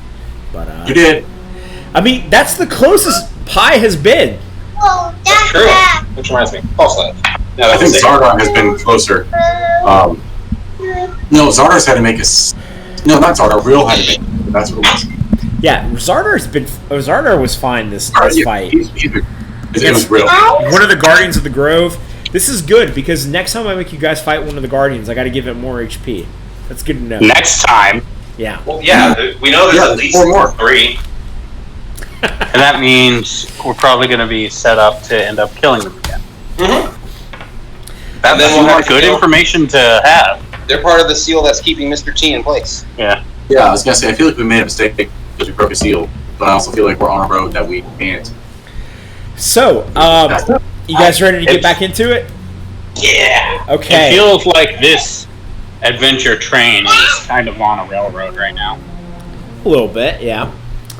And Dylan, that image that you put in the chat, like Doctor Strange throwing the portal in front of him, that is exactly what Roust did. He threw the portal so that it got closer to you guys before it closed and you guys were able to jump through it. That is exactly what it is. So you guys are now inside this cave with Roust. You guys are a few tens of feet inside this cave, just outside the opening. Roust goes, I just felt something out there, and I just teleported here. I could feel a disturbance, and I saw you guys out here, and I just had to help. I know I'm not normally the helping type, but something was just weird out there. Why are you in a given mood? Do you have a healing potion? No, I just opened a portal and I came here, and now I'm pretty spent. You see that? Give me a high five. Roust is looking pretty. Yeah, a disturbance in the force. Yeah, Pi is not Pi. Roust is looking pretty spent. He's been attuned to this tween thorn a little bit longer than you guys. He's got more power with it. He can teleport a good distance, but it's taking a lot out of him. He feels exhausted. Well, boss, I have good news and really bad. I guess we can do a check-in right now. What's the good and bad? Tell me, what's up? Good news, I believe we just saved the crit. That's good. Yes, that's always good. Bad news, we killed one of the dryads of the Alpori tree, breaking the first seal holding the evil god. Wait, what? Is that what was going on in there? In our defense, we were kind of set up. Hey, high five. Whack, 25 HP. Nice. Lay on hands. I need to learn that. Well, Xardaar, you know what that is, right? Did you read the scrolls you were intended to read whenever you joined our guild? Make a history check with advantage.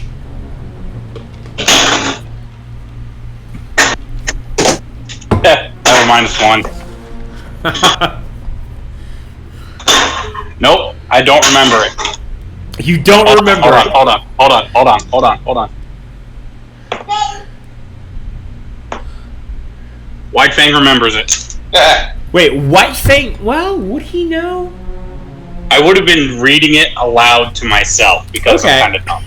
That's fair. White Fang speaks up and he goes, "Yes. What you need to remember. It's not my Fang's voice. Wherever the roots of the Arvore tree springs out into a plain, it has a copy of its dryad. These dryads are known as the guardians of the grove. Where these roots come out is known as a grove." So you guys just killed a guardian of the grove. Not by your own choice, but because the fight against it was kind of forced upon you. One of the Guardians has gone rogue and corrupted the Guardian of the Grove in the plane of Earth to where we had no choice but to fight. Oh. Okay, I see. Why That would their Guardian's also working with them Syrian folks. why would a guardian do that? The guardian's sacred duty is to protect the grove. I mean, I know it's a piece of the dryad of the sacred tree, but why would one of them go evil? You know, he wasn't really in much of the elaborating mood. Like, he didn't give one of them bad guy monologues that you hear about. He corrupted this Guardian, opened a portal, and left. He was an efficient bad guy. Either we would die or we would break the seal. To be fair, we didn't know that until we had broken it. Have Yes. you seen this rogue guardian before? We have not seen it. Some bugbears have. And a dragon. And a dragon. It has been seen at many areas, but very few survivors. Well, I guess whoever this rogue guardian is, it must have its own reasons. Maybe it's gotten corrupted somehow. I don't know what would have done it. It's literally killing itself. Killing one of its siblings, maybe? I don't know how I would put it, but it's a piece of it. I don't know what it has to gain from killing a piece of it. Weird.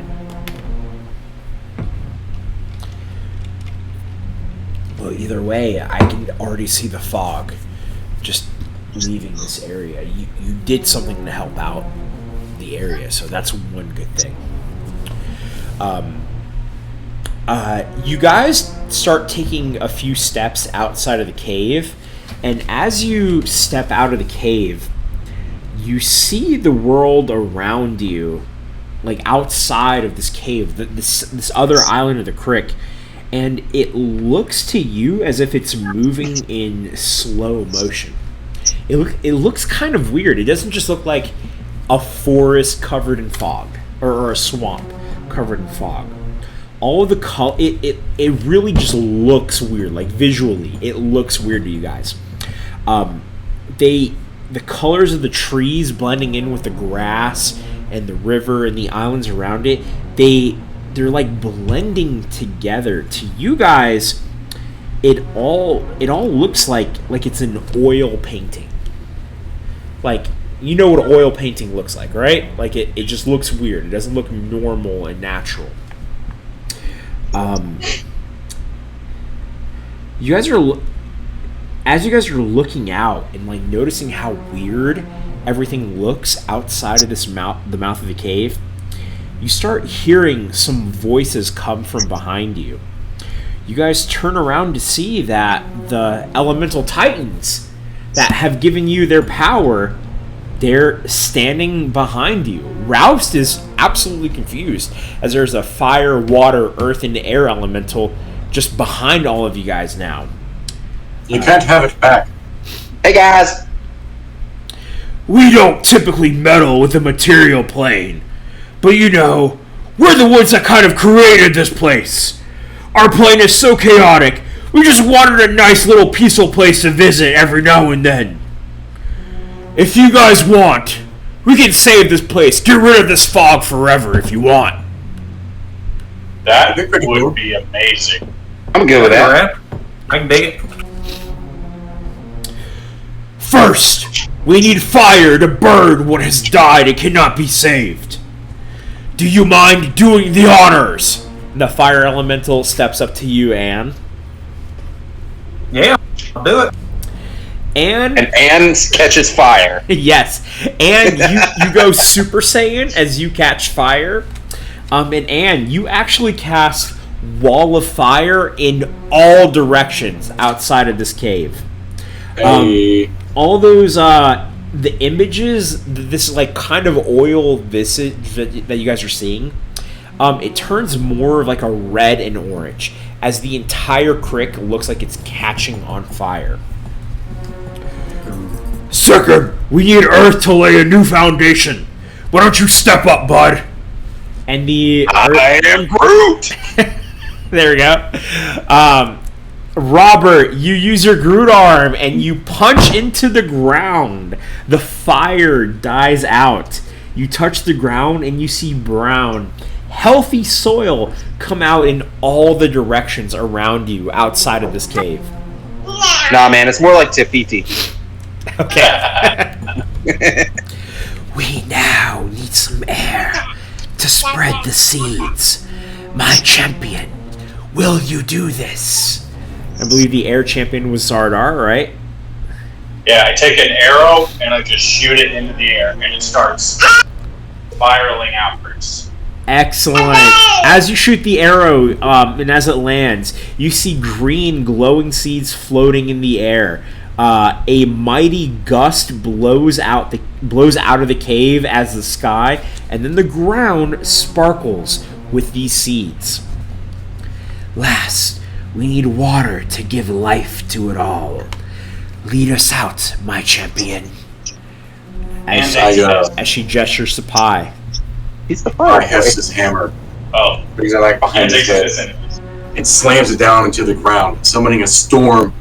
Big thunder crack as he slams it into the ground, and rain just floods down. Excellent. As you throw your hammer into the ground, a gigantic wave of water shoots out of it in all directions, and rain is flooding down. As the water waves out and then calms down, and the rain falls down, you now see green life all around you. Robert and Anne, this is the crick that looks familiar to you. This weird in-between oil painting that was just kind of like a weird visage to you guys. It's now suddenly green and blue and yellow. It has colors of all the colors of a beautiful spring day. These elemental titans, they walk out of the cave and they start walking towards the forest. They turn around and they say to you, We're gonna take a little break from the chaos and just relax for a minute. Thank you, champions."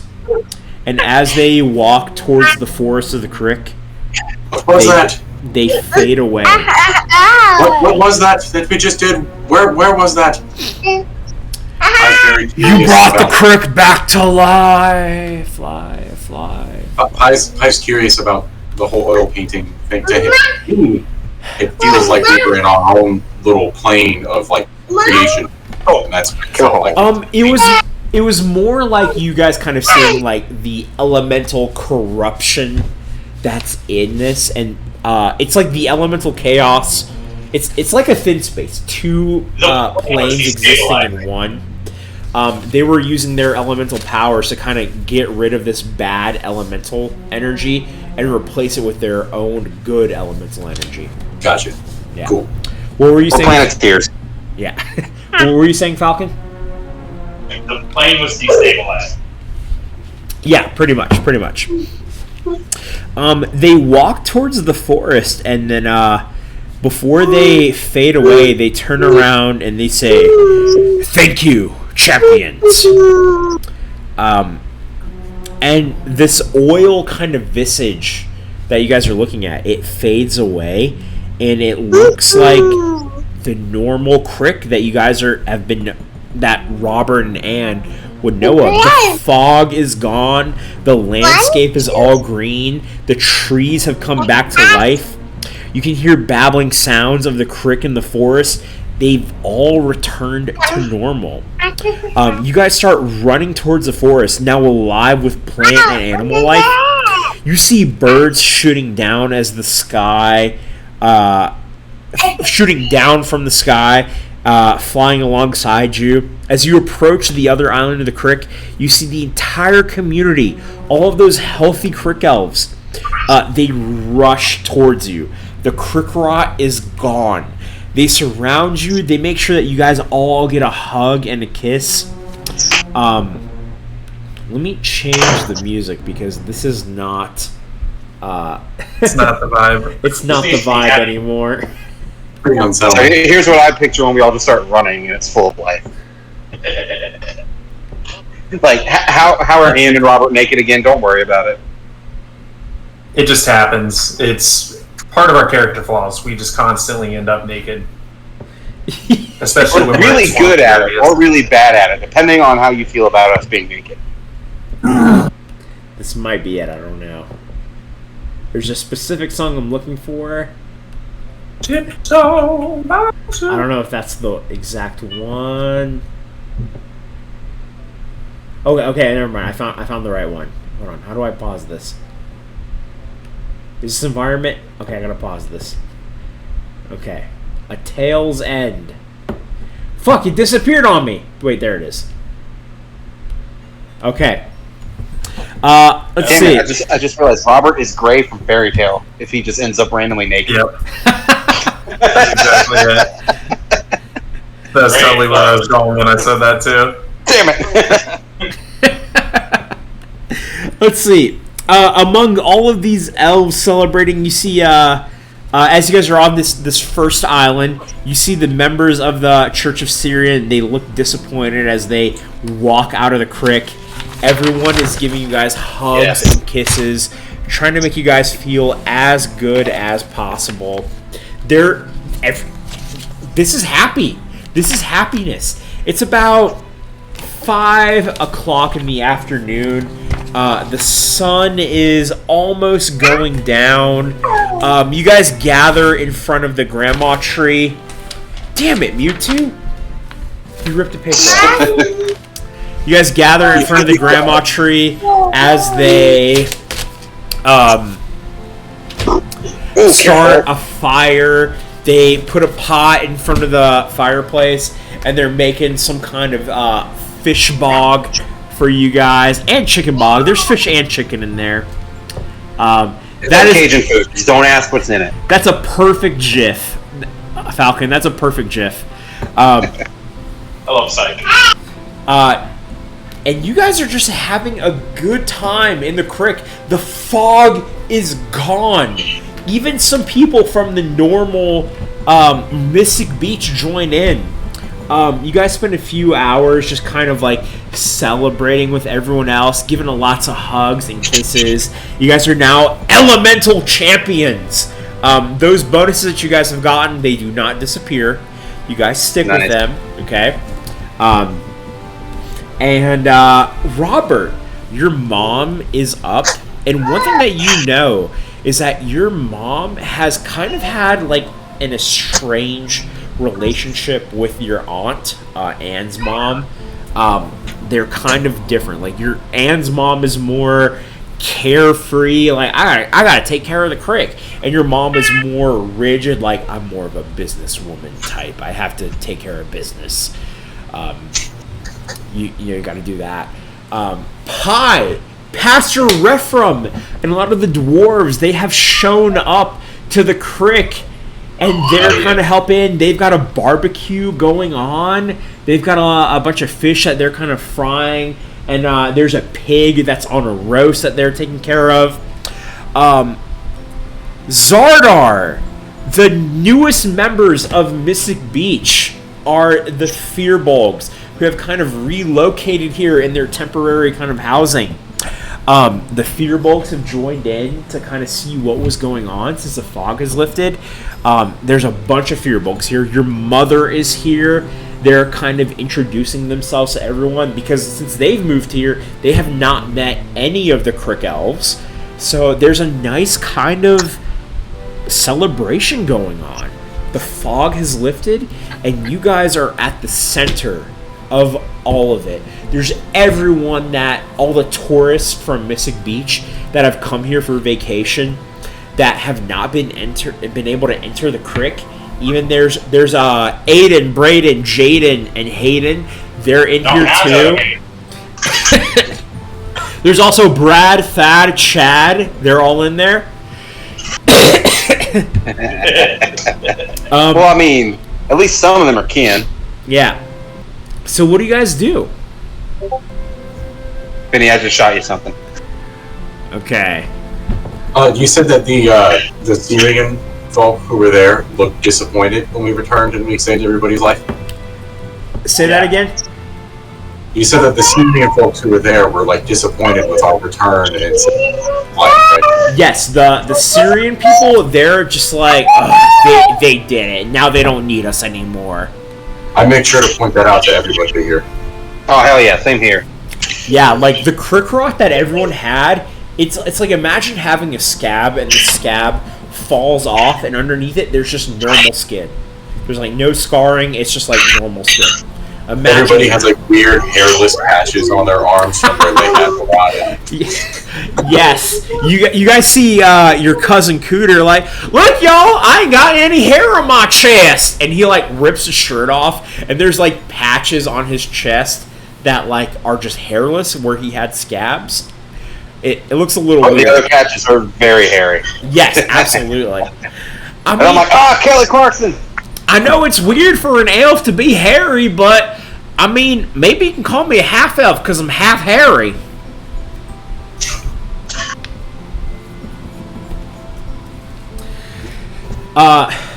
Hey, Cooter. What's does up? A 16 hit? Yeah, of course it does. I'll whack him in the back of the head. Ow! Yes. That hurt! That hurt! Cousin, why you gotta do that? Because you being a dummy. I'm always being a dummy. That's fair. Alright, so Robert notices this girl there, and Anne knows who this girl is. Robert's had a crush on her forever, but he's never had the balls to ask her out. Does that thought escape to the other people? I mean, yeah, Robert can't control it, so now Xardaar knows. What's her name again? Shit, I don't remember. I don't think we ever established her name. And it's not going to matter for this. Xardaar's like, you like that girl? So Robert walks up to her, and then he does this number.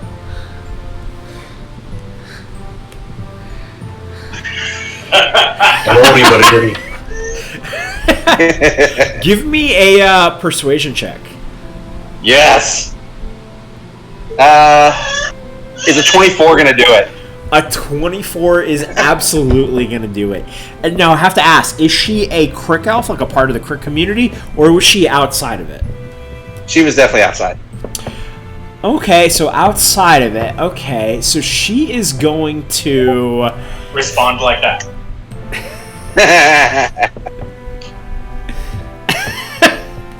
She's gonna be like, so, you kinda... Were you guys a part of the group that... Were you a part of the group that put an end to this?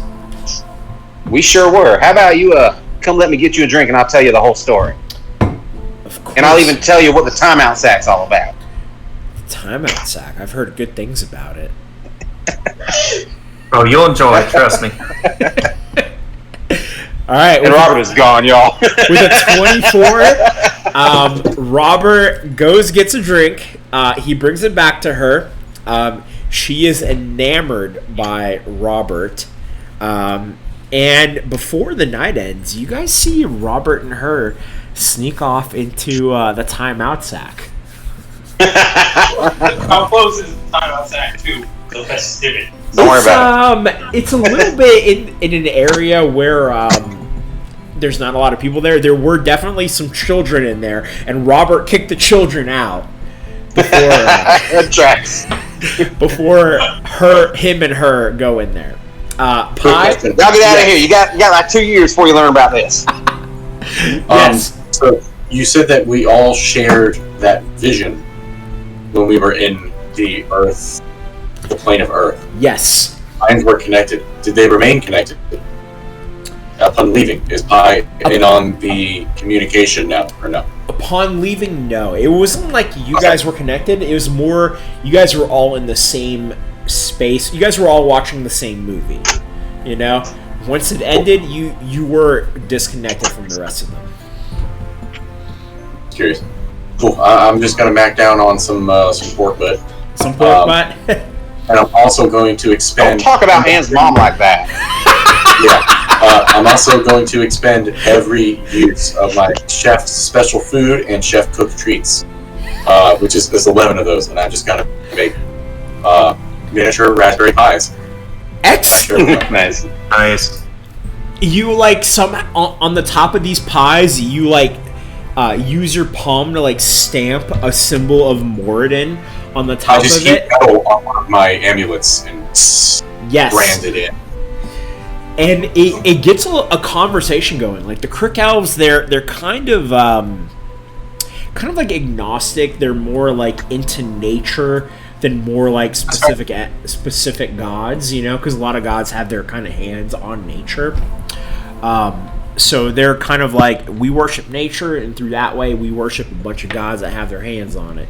But like through the Moradin symbol, you definitely hear a conversation going on about Moradin, especially with the beach dwarves going in the area. They're like introducing themselves to everybody. They're checking in on everyone. Like, are you guys okay? Are you guys okay? We can cast healing word on you. Praise Moradin! And like people get healed for a little bit of HP. So you hear that going around. I need to talk to him again. Because I feel like he's fucking shredded now. Pastor Ruffer? No, Moradin. He's got so many followers. Yes. He's shit. And Xardaar, you see a lot of the Firbolgs here. They are kind of awkward. They're kind of standing like, we don't really know what to do here. We're here because it seems like the right thing to do. Do you do anything, Xardaar? Xardaar goes, approaches them and picks out the leaders and escorts them over to Anne and Robert's moms. So you definitely see Giver. Giver is there. Giver introduces herself to Anne's mom and Robert's mom. And they both seem kind of like, we don't really know what to do here, but we're going to be respectful. You know, like, oh yes, pleasure to meet you. Yeah, hon, it's really nice to meet you. You're from the Firbolgs. Oh, that's real nice. Yeah. Xardaar says something to Giver and Giant real quick, and they both grab a couple twigs, intertwine them together to make a little crown, and Xardaar casts Druidcraft on both of them, so they bloom in a whole bunch of flowers. And we hand them to the moms. Oh, that's excellent. And they're like, Anne's mom is the one that speaks up and goes, oh, look at that. Just like when we were young. Remember when we used to do this? And Robert's mom puts it on, trying to be respectful, like, oh, yes, absolutely. I too remember growing up in the Crick.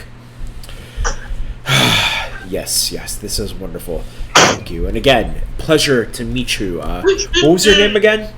Giver. Yes. Quite a pleasure. And you spend a little bit of time with your sisters. Anne is like the oldest in like a big group, right? Yeah. He's got, I think, older, but they've moved on. They're like way older, like 20 years or something. Yeah, he's got like 3 younger sisters and a younger brother. So he's over having fun with them, hanging out, drinking, the usual. They're like I don't want to say redneck, but they're very country. Like they're having a good time. They're shooting off fireworks. You have like a younger sibling that's off fishing and catching fish that's constantly like throwing in the big fish bog that is just cooking in this big pot. You notice that your Robert and Anne, you both notice that both of your moms they're beside each other, but they're not having a great time. They kind of had a strained relationship because Robert, your mom is the oldest in the family. She was supposed to be the next Meemaw. Oh, how that feels. But she left the crick to kind of pursue her own thing, which really strained that relationship, leaving Anne's mom, who is not the oldest, to become the next Meemaw. Ever since Robert's mom left, their relationship has been a little bit strained. Like Robert, you would ask your mom for permission to stay over at Anne's, and she would be like, as long as it's okay with her. But she would never directly speak with Anne's mom, you know. But now that they're together, it seems as though it's the first time that they have spoken face to face in years, like decades almost. All right, but before we dive into that, there's something I want to do with Pi real quick. Okay. So I come running over to Pi, and I've got like my pants half up. I'm holding them up to cover my nudity. And I'm like, Pi, I need you to do something for me real quick. What? So I reach into my pocket and I pull out a little signet stone. And I'm like, I need you to make this into a necklace for me. I thought you were gonna tell him to cast enlarge. What? No.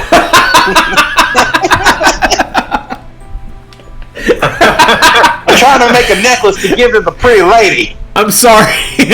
That's where my brain went too straight. It's definitely funnier your way. You're making it a little bit bigger. So, what was the stone?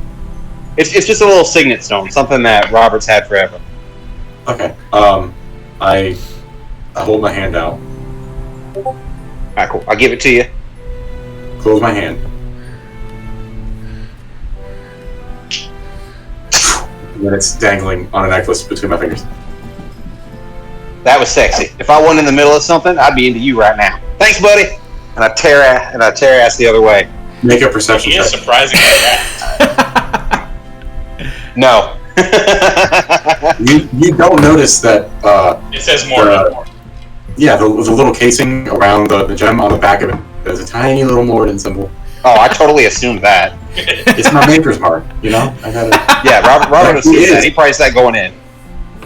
I was like, it's part of Robert's backstory. Like, when I was setting him up, in his description is, there's a paramour whose eyes almost stole him from the sea, but part of his backstory, because he's bad at this, is he's never gotten anywhere with her because he's never had the balls to say anything.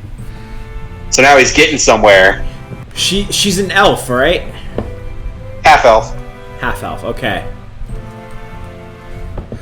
Her name is... Oh my god, hold on. Gerald. Right? Gerald. Her name is... Geraldina. Several times. Sumina. Her name is Sumina. That could have been so much worse. I'll take it. It's Sue for short. Yeah. And like, she's from a family that's wealthy enough to where they can be in Turtles Inlet, but also not wealthy enough that Robert's mom is okay with him being into her. Like, you can do better and you will do better. Yes. And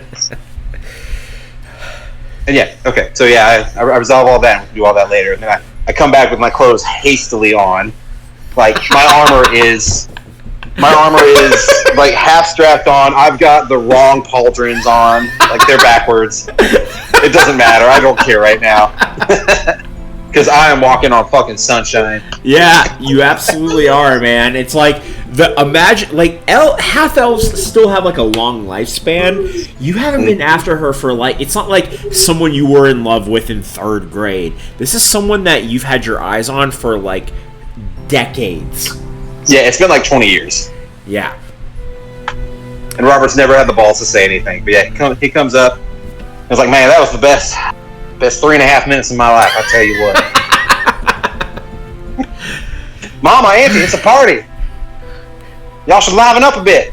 As you say that, Anne's mom like walks up to you and she gives you a high five. Like, I knew you had it in you, Shug. I knew you were a good boy. You just had to. You needed a little bit of pressure in the right places, right? And your mom is just standing there. Your mom is a lot taller than Anne's mom, whereas Anne's mom is a little bit more short and portly. Your mom is like, yes, Robert. I'm sure that it was adequate. Yes, I believe in you. Mm-hmm. Now listen here, Mama. I've come close to dying a few times. I lost an arm in the friggin' Underdark. Life is not long enough for me to be worried about what people are going to think about who I like. You are correct. You are in charge of who you like. I got 20 on persuasion, so fuck it. Yes, Robert, I cannot control you. The heart knows what the heart wants. And I believe I know what you want. I already got it. Yes, I can't tell you what you want or who to love. All of that is up to you now, son. Dude, I think she approves. Woohoo! One of my pauldrons falls off. Damn it! As you do and that, then my arm falls off. Damn it! As you do that, Xardaar walks up, and as she's like taking your mother, like who you know is like a wine drinker, she takes a drink of there's like a communal kind of drink. It's called swamp juice, which is kind of what do you call the drink that's at parties with like Everclear in it? Jungle juice. Jungle juice, yes, but they call it swamp juice. Your mother has afternoon delight in college. Yes, because we use Sunny D and red Gatorade. Oh my god, incredible! Your mom has had so like bad. 2 of those, and as Xardaar walks up, she goes, you know, you look somewhat familiar. Are you the one that helped my husband that one time? That was him. Yes, my husband is him. Yes. He gave me this paper. I'm not that good at reading big words in Elvish. You speak Elvish. Big words, reading different. We all speak Elvish. You could have asked any of us. He did tell me it was a Firbolg with a wolf compatriot. Is that you? You rescued him from that pirate attack that one time. Yes, that happened. Well, I believe. If you are the one to whom I think he is referring, then I appreciate you saving my husband's life. Wait, hold on real quick. Xardaar, do you look like this? And I think about him real hard. Yes, he shaved his mustache. Show me. Okay, yeah, no, he looks terrible without a mustache. It's him. So you know that at some point, because Xardaar, the tribe, he was in this kind of like southern part of the continent. He has been out to sea a few times. Xardaar has saved your dad from a pirate attack once. That's dope. Well, you are a compatriot of my son. You have saved my husband. I believe I owe you some comfort. While, if at any point you or any one of your familial members here, there's quite a few Firbolgs here, if you would require a place to stay, I can assist you in that kind of way. We do got room. It's going to become a part of the city and part of what leads it. Yes. They're a decently sized community. They should have some say. I've if seen. That is all right. Yes, of course. I've seen that their housing has been a little bit temporary. Yes, I can incorporate them into the city. We have just lost one of our 4 members. Right now, the leaders are me, my sister, and Pastor Rephraim.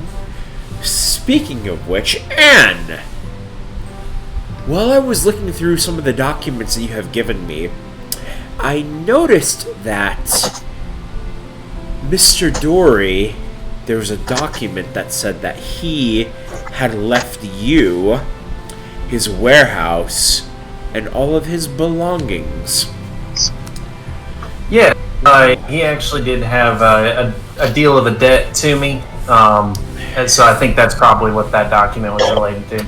She pulls you in a little close and she goes, "And my subjects tell me that it appears to be a forgery, but I think I'm willing to let it slide. Would you like to, quote-unquote, take his place as one of the leaders of Mystic Beach? You would control his warehouse, his vessels, his employees, all of Once the in our sorts." head. Yes, of course. Prepared to wield. Well, and that makes you a lord of Mystic Beach. Alright, well, whew, I feel mighty fine. Let's go drink, boys. You're drinking with the Lord tonight. She We're gonna get him a fancy coat and everything. She takes her cup of swamp juice and she like smacks it against yours and she takes a sip.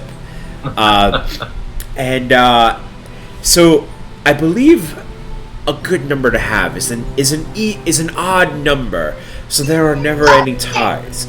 I believe that going forward, making decisions, our leaders should be myself, my sister, Pastor Rephraim, and she's a little tipsy now. She points at Xardaar. Him, the leader of them. And you guys are like, oh, don't say them. It's a little offensive. I The was hoping she was Firbolgs. going to point at White Fang. And White Fang. Yeah. Firbolg make the calls. I promise you, he's the smartest one of the bunch. He's smarter than me, not smarter than the rest of them. I meant us. Yeah. And she goes, well, with an odd number, I feel as though we have a perfect system for making decisions going forward. The Cleric was cut out for quite a time. You guys have put an end to that. That, I believe, we are all in a good place now. What is it that... while I'm happy that you're here, what is it that you have left to do here in Mystic Beach? Go to the Abbot. Yeah, don't we gotta go investigate something at a bar down in Broadsword Way? Yeah, we have to investigate the Red Rogues base they have here. Exactly. And then lamp or something. deal with the Kraken combination. Throffur's Lamp, I believe, is what it's called. Yes? Throffur's Sure. Lamp. That's what Yep, it is. ask the one. Yes, of course. Quite an eerie place, if you ask me. And Robert, your mother is drunk in a way that you haven't seen in a long time. She's Shit, like, Mama, you ain't had this much fun in a minute. oh, you're right. Where's your father when I need him? She's like, It's okay. I'll get you home. she's hanging out with Anne's mom in a way. Like they're reminiscing on a lot of their past in a way that you guys haven't seen in a long time. Like a long time for a half elf. Like we were actually children. Yes. And Anne, you're happy that everyone's healthy Everyone's doing good. Your sisters don't need to take care of anyone. The scabs are all off. You guys, like, kind of, if you want, you can take a short rest. Okay? While you're doing it. Yeah. When you come out of this place, it's about 5 o'clock or so. The sun is just about to go down.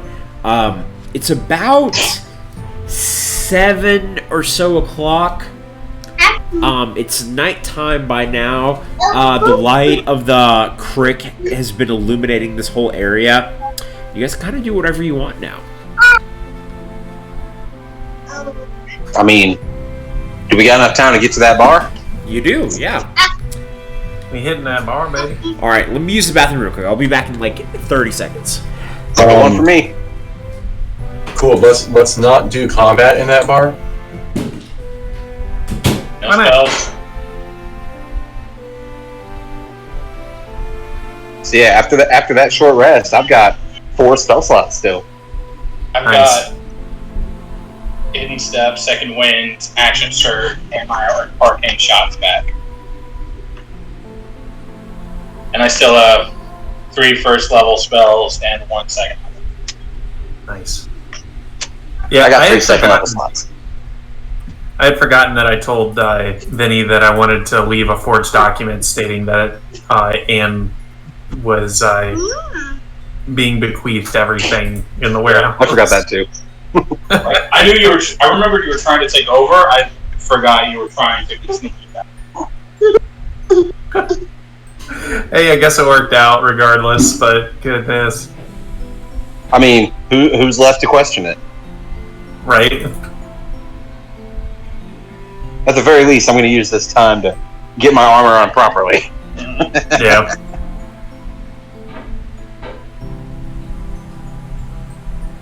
Oh, what are you doing? I don't understand. Careful.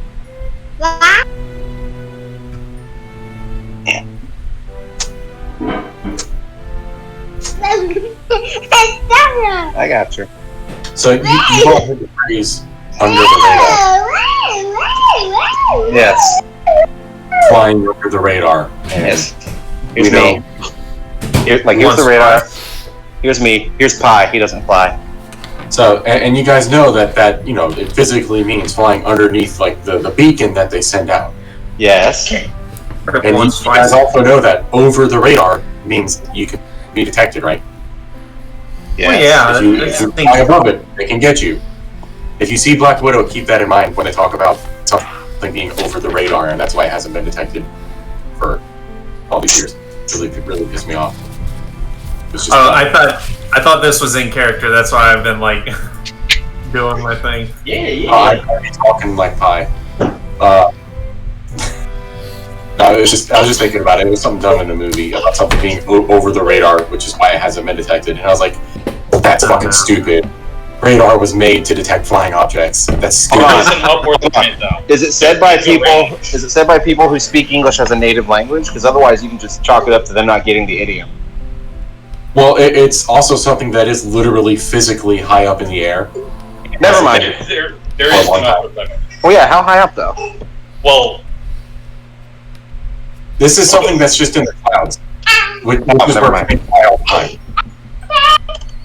No. Depends on how high tech the radar is, any stealth systems that thing has, which means if it's high enough up, it could interfere. There's enough that could go with it to where it's a statement, but it's still kind of iffy.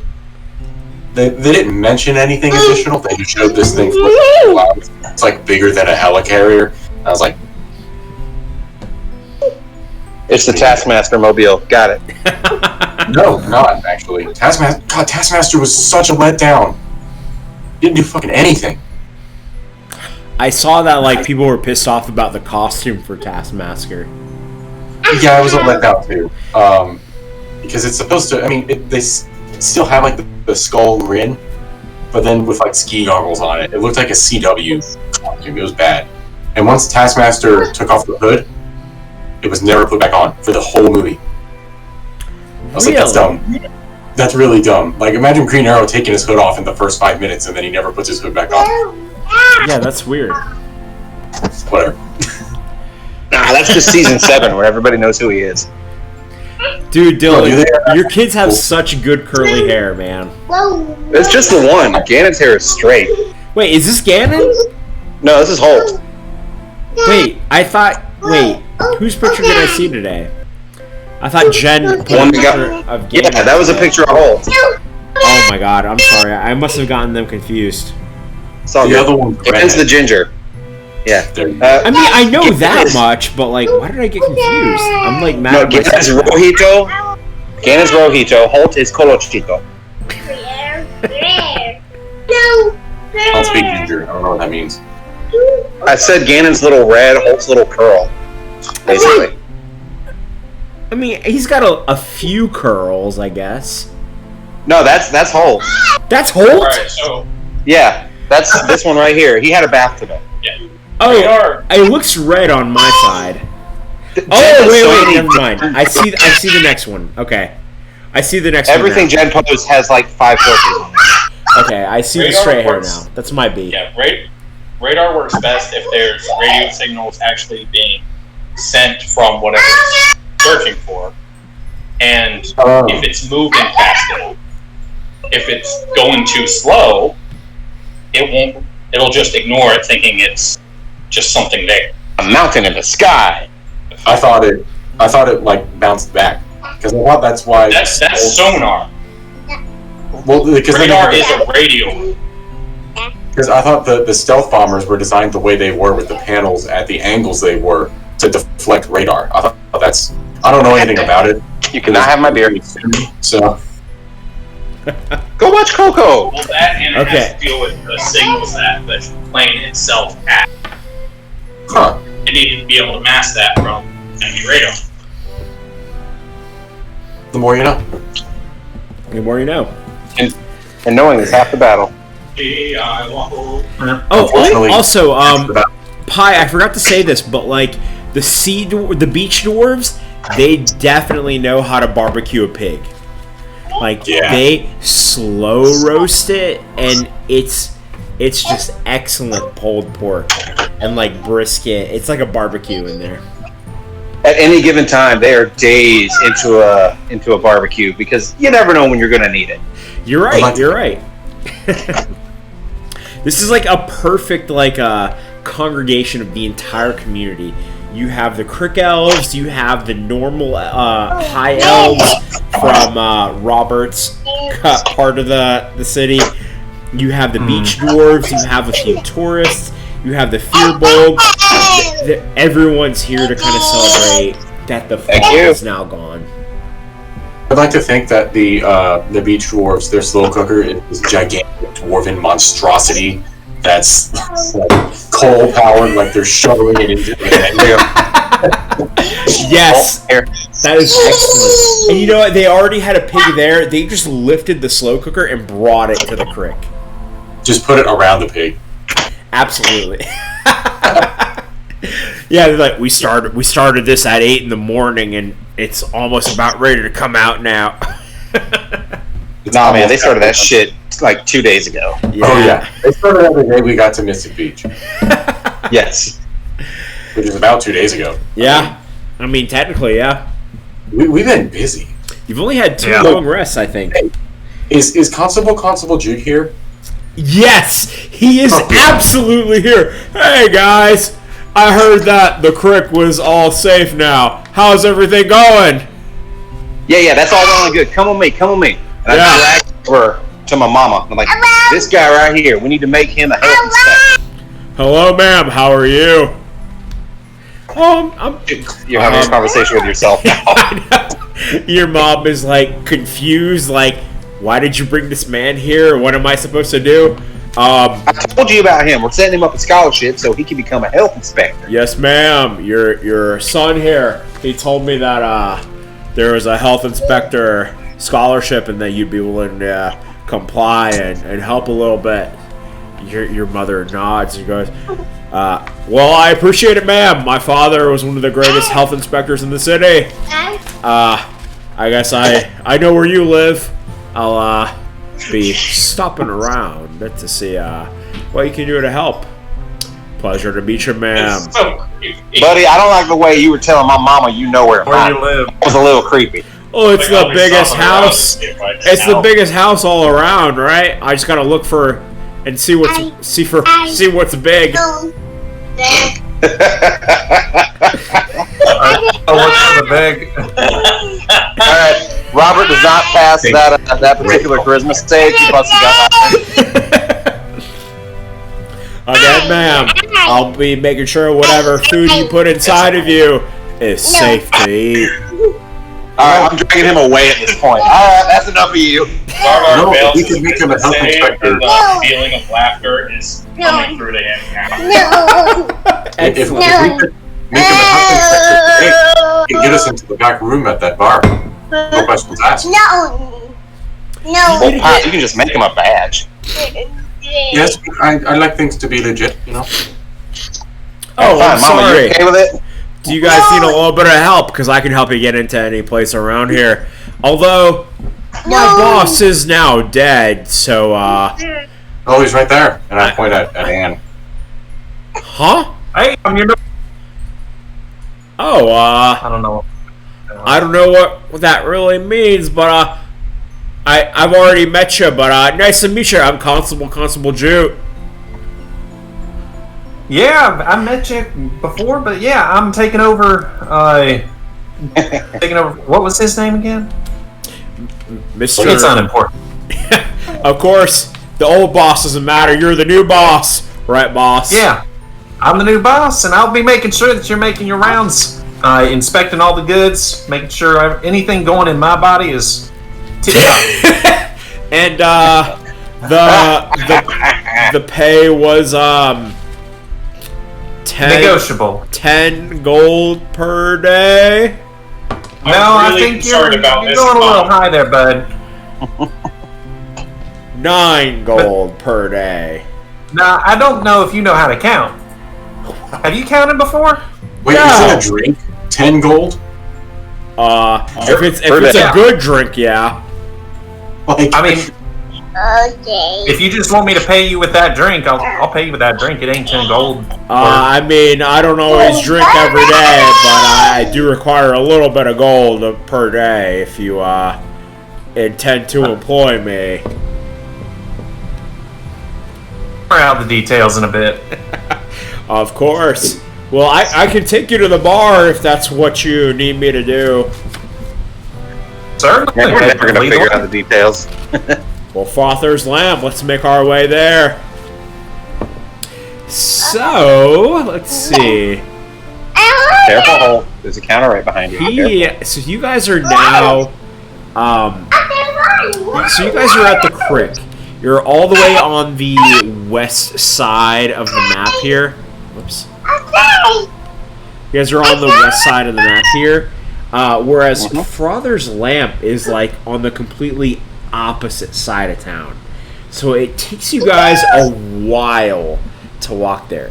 You guys walk through Turtles Inlet, the part of it that is not behind the gates. You guys walk through Broadsword Way in the boulevard, and it's almost as if they're like shutting down for the night.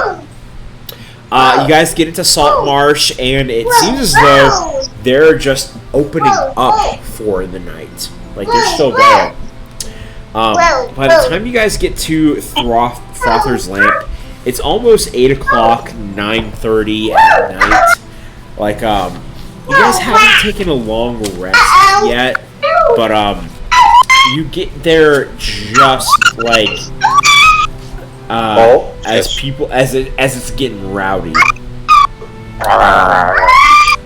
So here we go at the bar. I appreciate you, Mr. Metal Man, for making me this fake.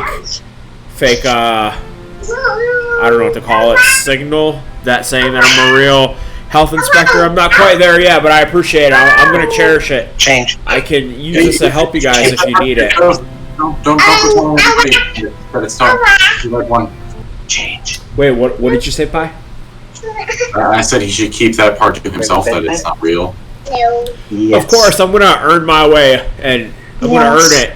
Work my way up to it. We can go into the bar and see what's going on in here. Why don't you guys follow me?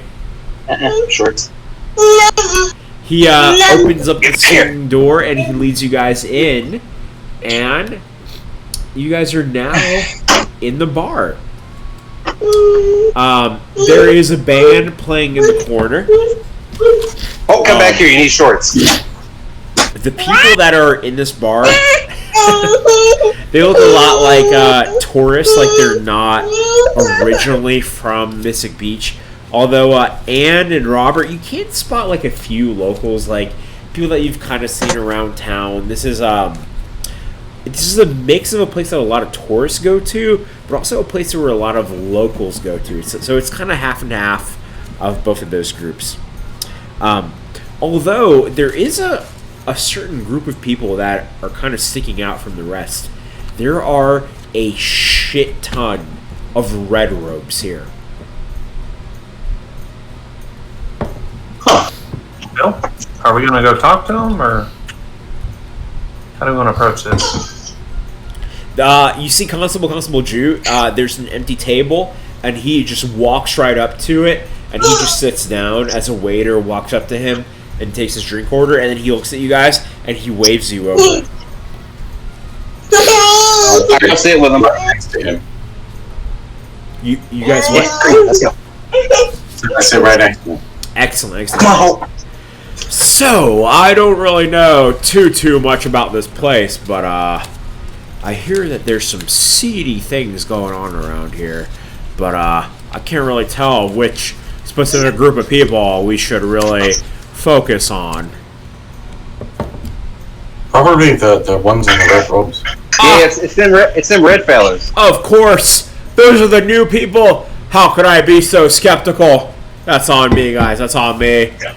I gotta remember that whenever I take the health inspection test. I'll keep an eye out on them for you. And he takes a drink. And the waitress comes back with a drink for him as he like scouts out and like starts peering at everyone around the bar. The waitress, the waitress takes everyone else's drink order. Whatever you guys want, she comes back with it. Okay. I asked for a Nuka-Cola. You get a Nuka-Cola. Yo, you can't even get those at Walmart anymore. They sold out. Yeah. Well, in the drink that Robert got randomly that made him bold. Dragon's milk? Yeah, dragon's milk. They come back and they tell you we don't have any dragon's milk, so we can't really make that for you. I'm so sorry. Can I get you something that's a little bit more normal? Get him a sex on the beach. Sex on the beach. Okay, coming right up. Go take money. Just a glass of money. Now, do y'all happen to have Gamer Girl bathwater? Of course. Who do you think makes it? It's me. Hey.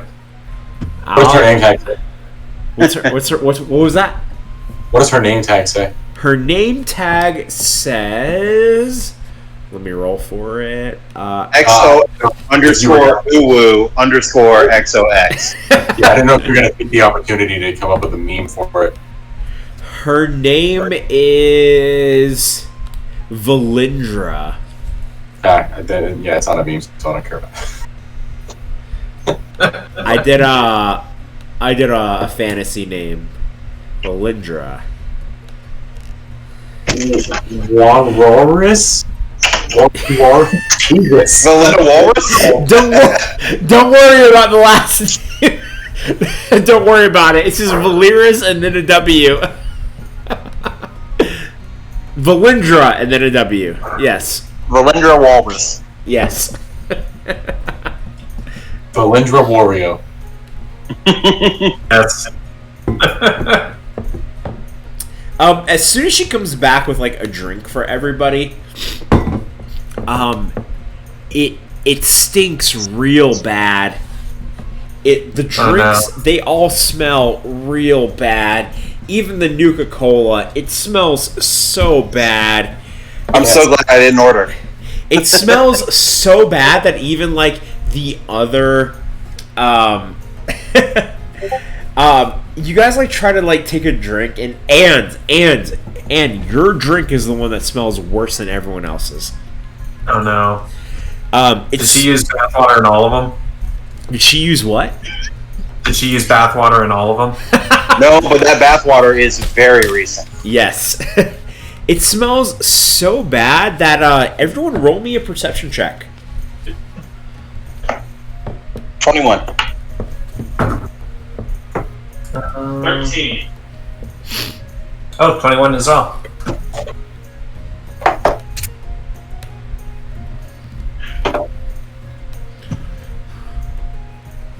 Uh, 16.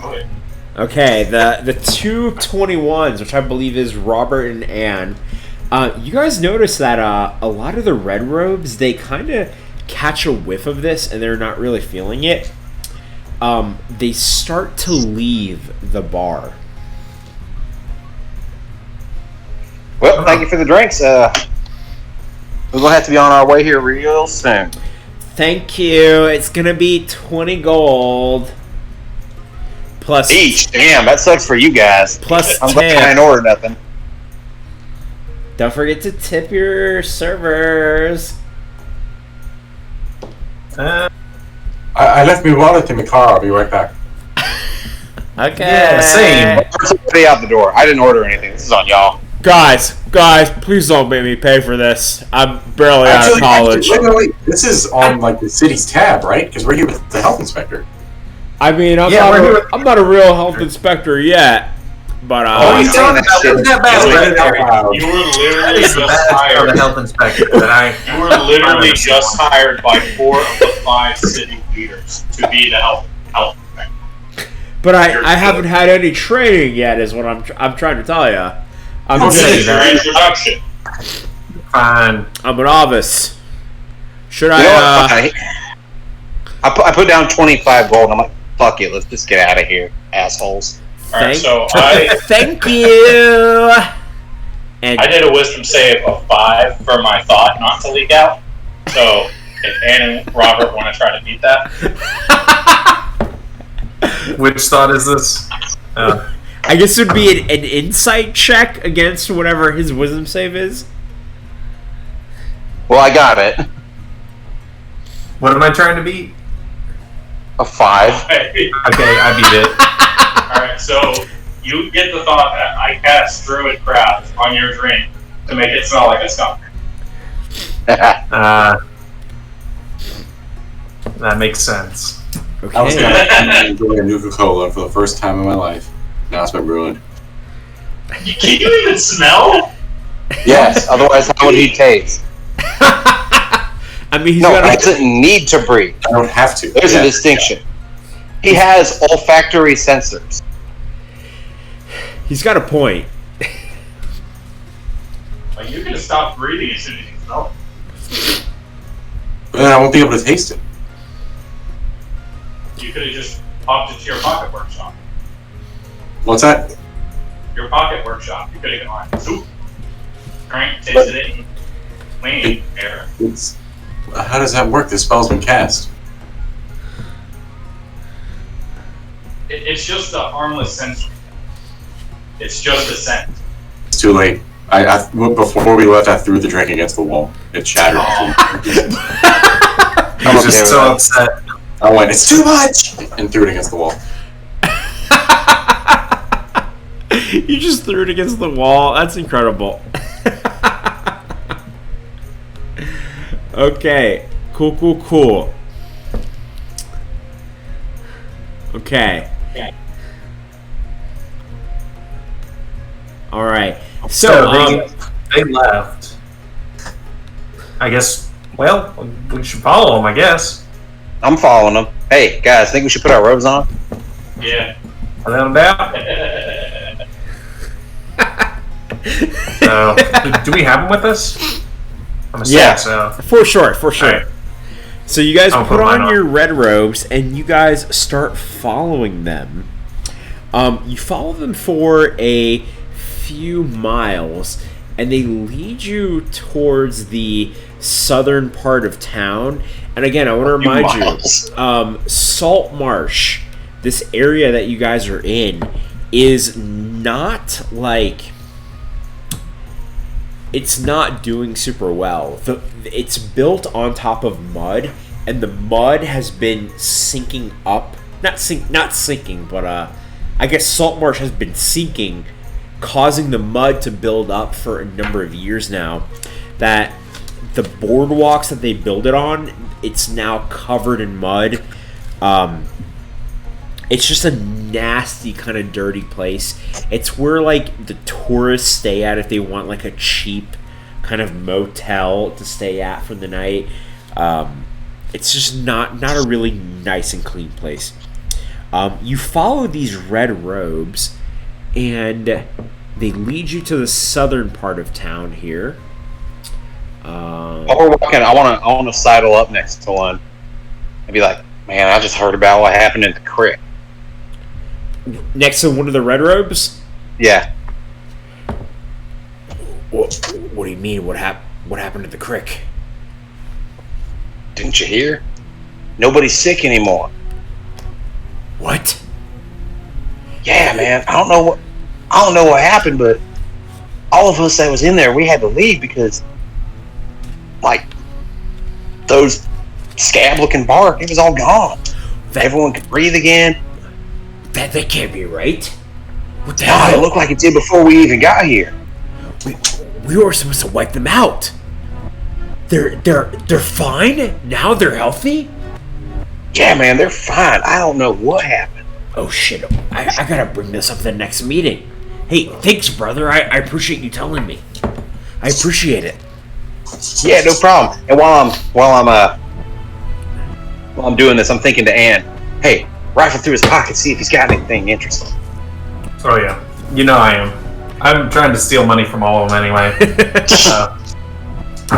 Yeah, you owe me for your fucking drink, Ann. And you go. Give me a sleight of hand check. This is 23. A 23. You get about 10 gold. It's a start. Okay.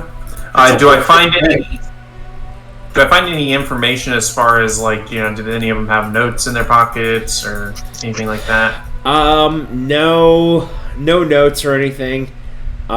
They just have a little bit of gold, like in their wallet, and that's about it.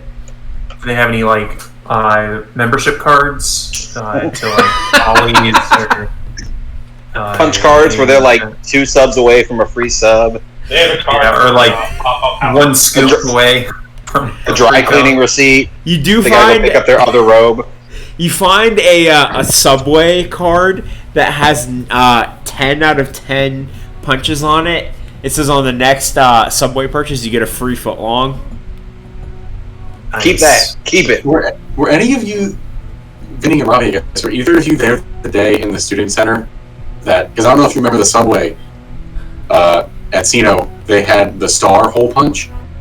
Yes! And there were like 3 times where they didn't punch my card. So there was one day in the student center where I laid it across one of the, this is when they sold the old couches, and I folded it in half. So I had a template, and I pulled out an X-Acto knife from my art kit, and I hole punched 3 stars. I wasn't there for that. That's pretty great, though. Dude, that is excellent. Was it a Subway or was it a Quiznos? It was a Subway. It was a Subway. Okay. Dude, I remember the Quiznos there, and I remember ordering the torpedo subs all the time, which is the last thing a diabetic should have. Yeah, probably not a great idea. What's a torpedo sub? It was like a long, skinny sub, but like, I mean, that was it. It was a long, skinny sub. Just extra sugar in the bread. Subway was where Robbie, like, introduced me to putting pepperonis on a meatball sub. Oh, yeah. Changed my life forever. So That's some good man. shit, man.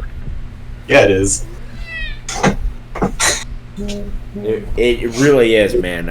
God, I remember the last time I had bread.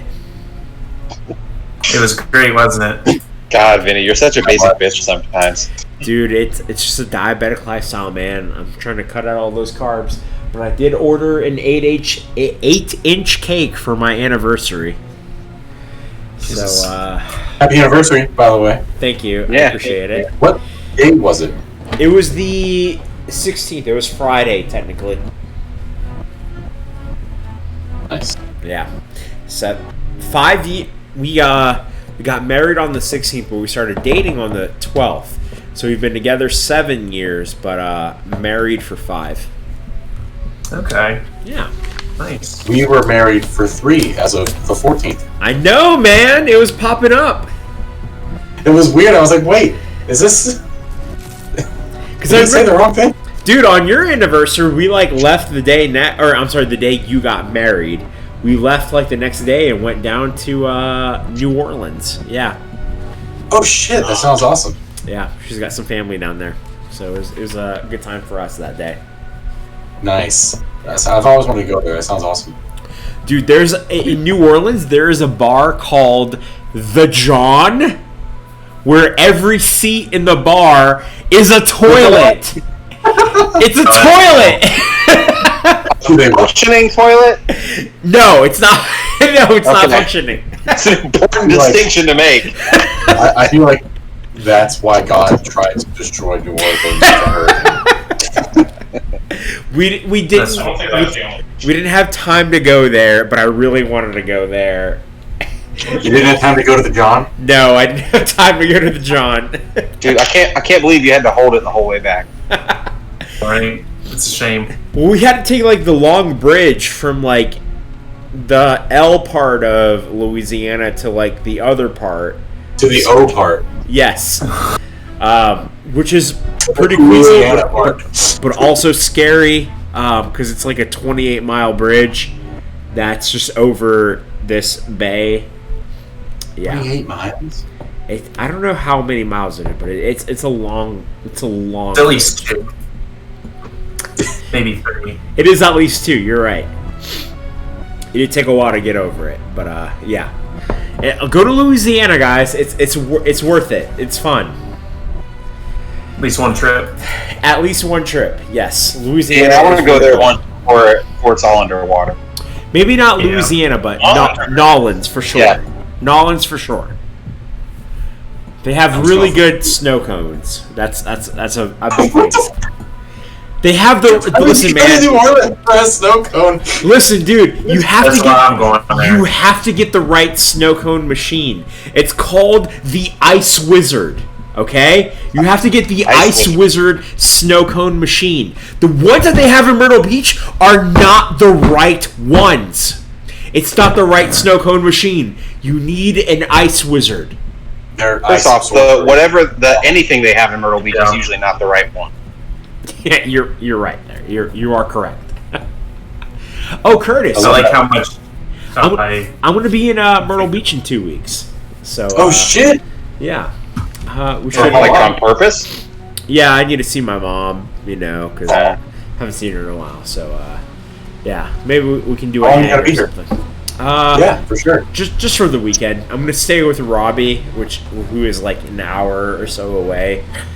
But yeah, I'll be there for a little bit. Cool. I'm usually off on weekends, so. Nice. Nice.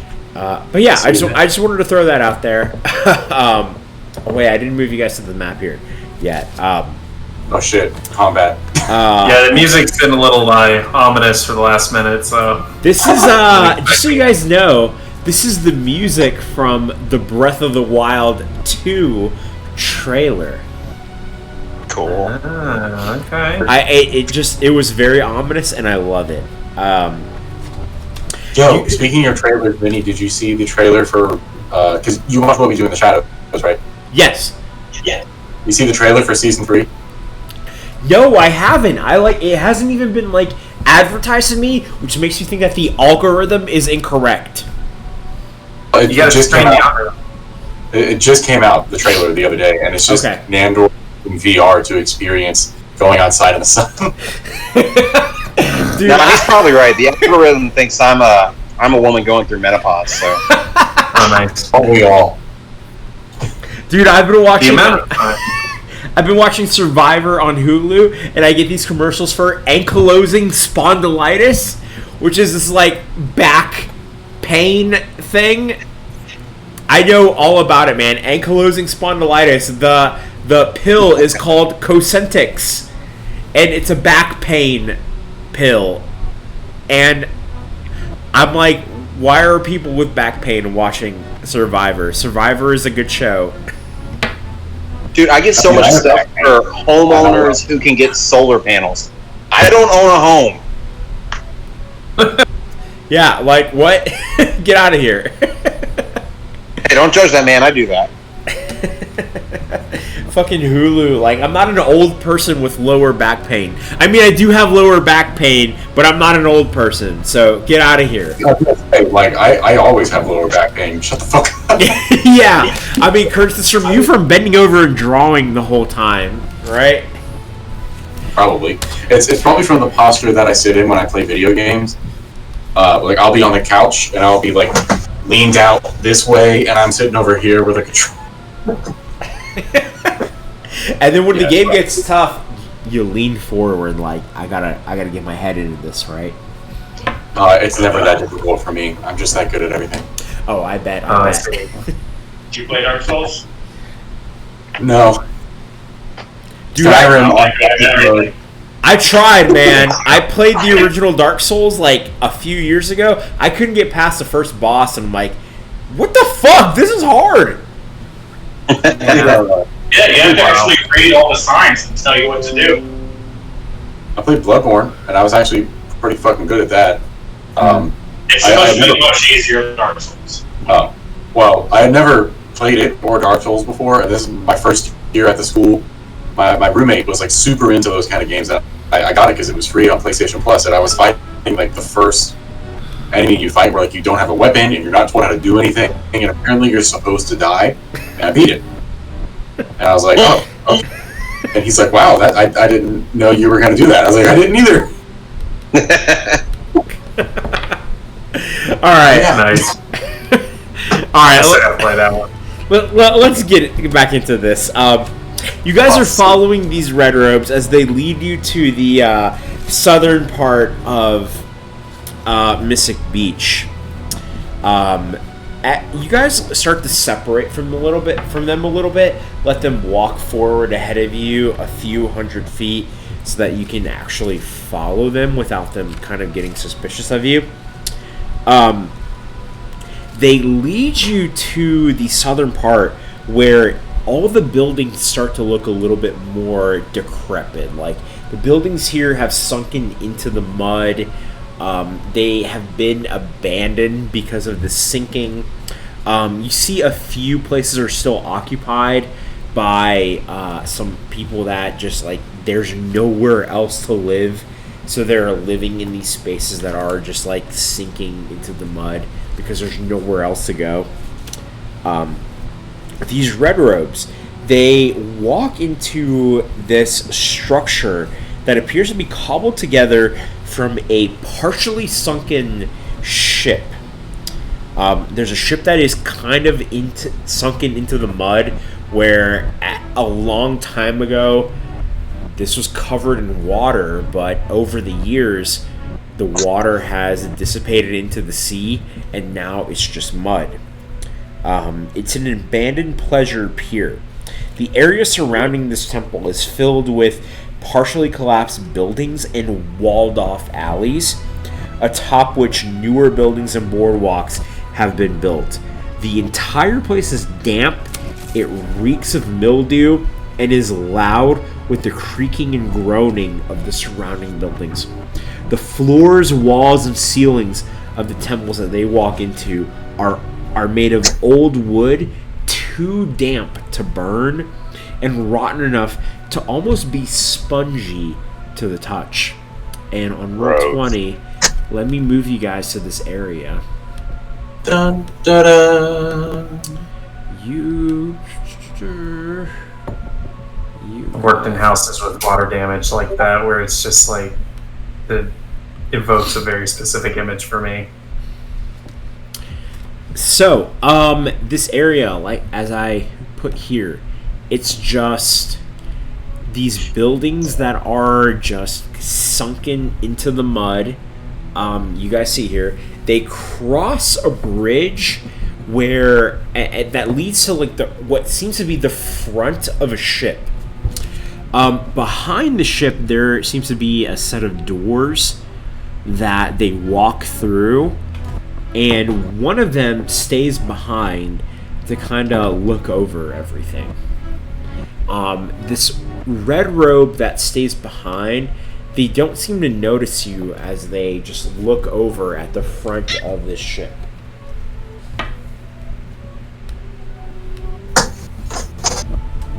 Should we Did we build get to a pass sentry? from anybody? What was that? Did we get to pass build a sentry? Wait, both of you guys spoke at the same time. Curtis, let me hear you go first. I was asking if we got a password from anybody. You did not get a password. What did you say, Falcon? Should we build a sentry? It's up to you, man. 0 to 100. Probably not. I mean, they're not good people, so whatever. I mean, we could just do Gale. Help! It's my brother! Help! And just so, You want to do Gale? just so you guys remember what was going on, there was an aboleth that you guys remember going into the insane asylum where the person that was accused of the Ghost Lantern murders, he had visions of this aboleth and like another sea creature that he drew on the walls of his cell, and I want to say whatever this other sea creature was, the aboleth seemed to be in control of it because there was like a leash drawn from the aboleth to this creature. I think we found out it was a kraken. Yes. Yeah. It appeared to be a kraken. Like there's not that many sea creatures that are that big and have a bunch of tentacles. That's what it looked like for you guys, and that's about. I want to say that's about it. Yeah, I don't remember what you guys got from Mr. Dory, but Mr. Dory was under control of the aboleth. That is one thing that you guys remembered, because Mr. Dory had to be in water for a certain number of hours per day, otherwise it would like hurt him.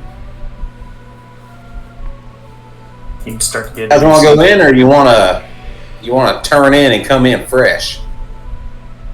I just say we turn in and come in fresh because I'm not quite up for all-out drag-out brawl right now. Now we know where it is. Why don't you guys give me a perception check? Shit. I got a dirty 20. 26. I didn't. Dirty 8. A dirty 8. Alright, so everyone except for Pi and Robert, you hear coming through the doors that the other ones entered in from, there is a lot of kind of cheering. Not cheering, but you hear noises coming from behind these double doors as if right now there are a ton of people hiding in there. Does anybody Don't go in know? right now. Let's come back in the morning after they go out to do their Nefariousness. right. The ne'er-do-wells. They're gonna go do their nairs. And we'll do the wells. If that's what you guys want to do. Yeah. Well, also now that we know where they're meeting, We can just come here. And have backup to other interested parties as well. yeah, we can have the various leaders set up people around this area to catch anyone leaving after we go in. Alright. Why don't you guys all give me a stealth check? Pass without trace. Thank you. Yeah. Alright. And that's a +10 to our stealth. Yeah, that's a +10. I got a 13. My lowest With advantage. and the +10. And the +10. I got a 37. I got a dirty 20. I rolled a 3. A 37! Holy shit, dude! So I have disadvantage on stealth. Yeah, same here. I'm Looking not at gonna bother disadvantage, I rolling. got a 13. I'm not going to bother rolling a second time because my White first Fang roll got a 32. was a natural 1. Oh my god! Plus 10. So that's 11. Well, I rolled a, using the modifier, I rolled a 14. Oh, Well, as a team, I think we made it. This one red robe that has been, like, on the pier of this deck, kind of peeking out, he goes, "Wait, who's there? I see you! What are you doing? What? You should know of this place!" We're probably We're dressed on. like the Red Robes. Or we're supposed to. Yeah, we're dressed like Red Robes. Hold on. There was an extra one of us when we started coming. We're going to go see if we can find what happened to our missing straggler here. Well, brothers and sisters, the meeting has already begun. Why don't you come on in? He screams out at you. Well, we gotta find a straggler. We don't want him to miss it. Brothers, I am the designated watcher. You come in and I will search for the straggler. That is what I'm appointed to do in the eyes of Syrian, of course. Come over here and help us find him. I am on my way to you, brothers. And he starts making his way across the bridge. And he's right now, it looks like he's in front of... How deep is that water below him? I mean, I was just going to get out of the way and let him go look. It's like a nasty little river. It's a nasty river. 10 feet max. Not worth it. We could just part out of the way, and then he'll go looking. And while he's All looking, I like Pai's idea. All right, man, you go look. We'll head on inside.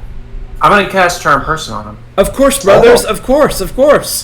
Okay, Charm Person. What's the save I need to make? DC 14 Wisdom. Oh no, 14? He'll know that a spell was cast too. I rolled a nat 15. we gotta kill him fast. Into the pocket spot he goes. Brother, what is happening? What are you trying to do to me? Well, you just look like you... And then I stab him. I cast Darkness. He's got sneak attack right now, because we're all right there.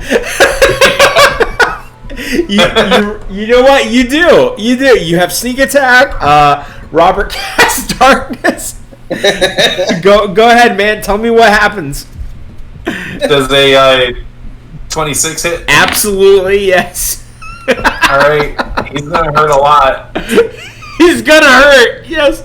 Brother, why? So that's gonna be... Cyan.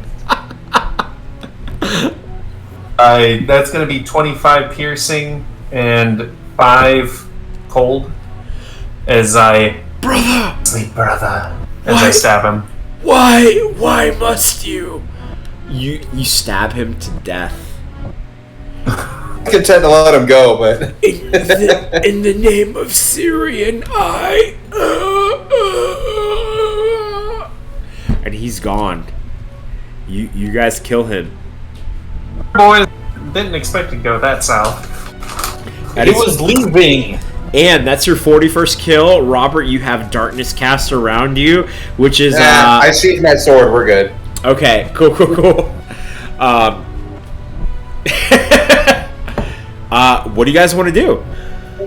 Check his pockets. You know that there's a meeting going on behind those doors. And they're going to be confused when the sentry is gone. I don't think we'll check till after the meeting.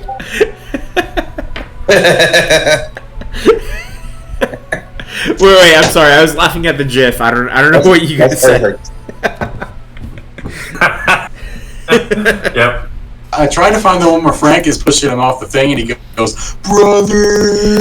Like, that's what I had to do. All right, yeah. So you guys kill him. I think I heard someone say that they're going to search him, right? Yeah. All right. Whoever is searching him, roll an investigation check for me. I got a +10 to that. It's a dirty 20. A dirty 20. Okay.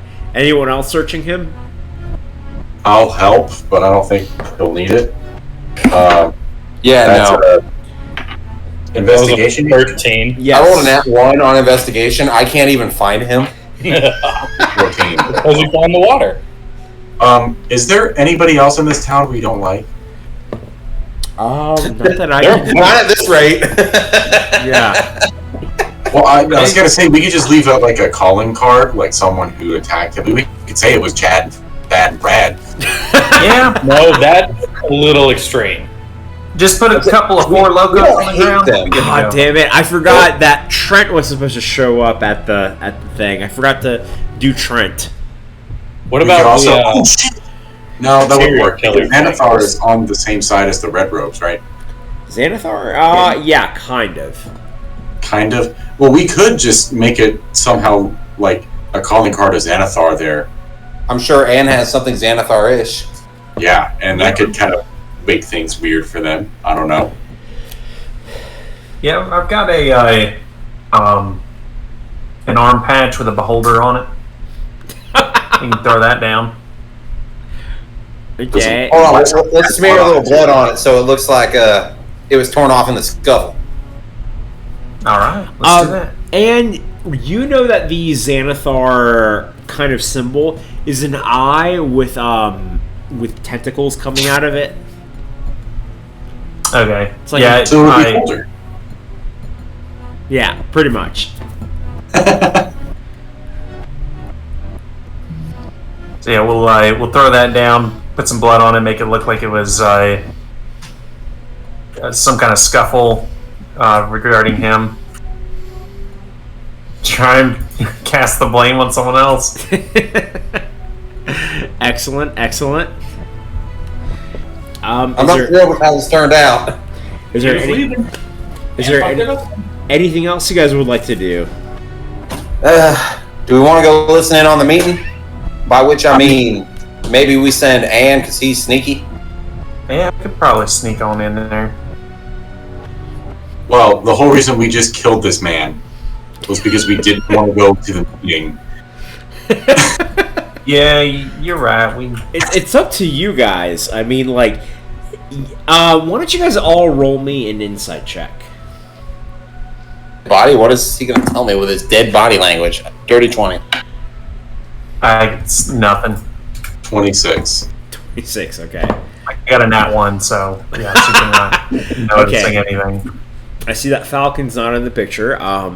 I guess with Robert and Pi, you guys get a feeling that, like, listening in on their, I guess, sermon, their meeting, is a good way of, like, gaining valuable information as to what they believe in or maybe what they're planning to happen.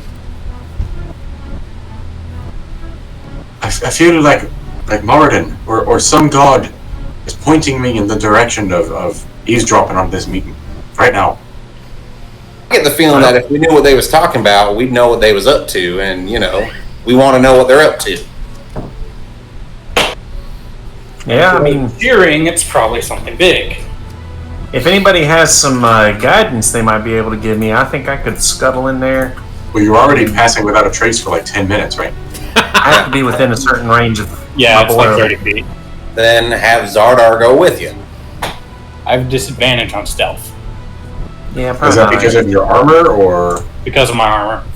Then how about you Make just it, stand bro. right by the door and Ann can sneak 30 feet in with that boost. If only someone had a pet mouse. I heard of a guy, but I don't know. Well, I could even just carry you on my shoulders and walk on the roof, but I'm gonna be kind of loud if I do that. Yeah, that probably wouldn't be ideal. I mean, if there was a porthole in this here shit that I could look in from the side, I'd just walk on the river over to it. I don't know. I feel like we should just go in. Fuck it. You know, we killed a man, but we were probably gonna kill this guy eventually anyway. He's a red rope. I was gonna say let's have Ann and Xardaar try and sneak you in. Definitely Ann, while Pi and Robert stand watch. If Ann goes first, Xardaar can go behind him, like within range, because 30 feet barely makes it through this front hallway. Fair. Yep. Wait, can you guys see the hallway? Yes. We can So, see. I mean, we can see where there would be a hallway. It's dark. Oh, it's dark. Okay, I gotcha. Cool. You can see all the different houses and stuff. Excellent. Yeah, Okay. we can tell this.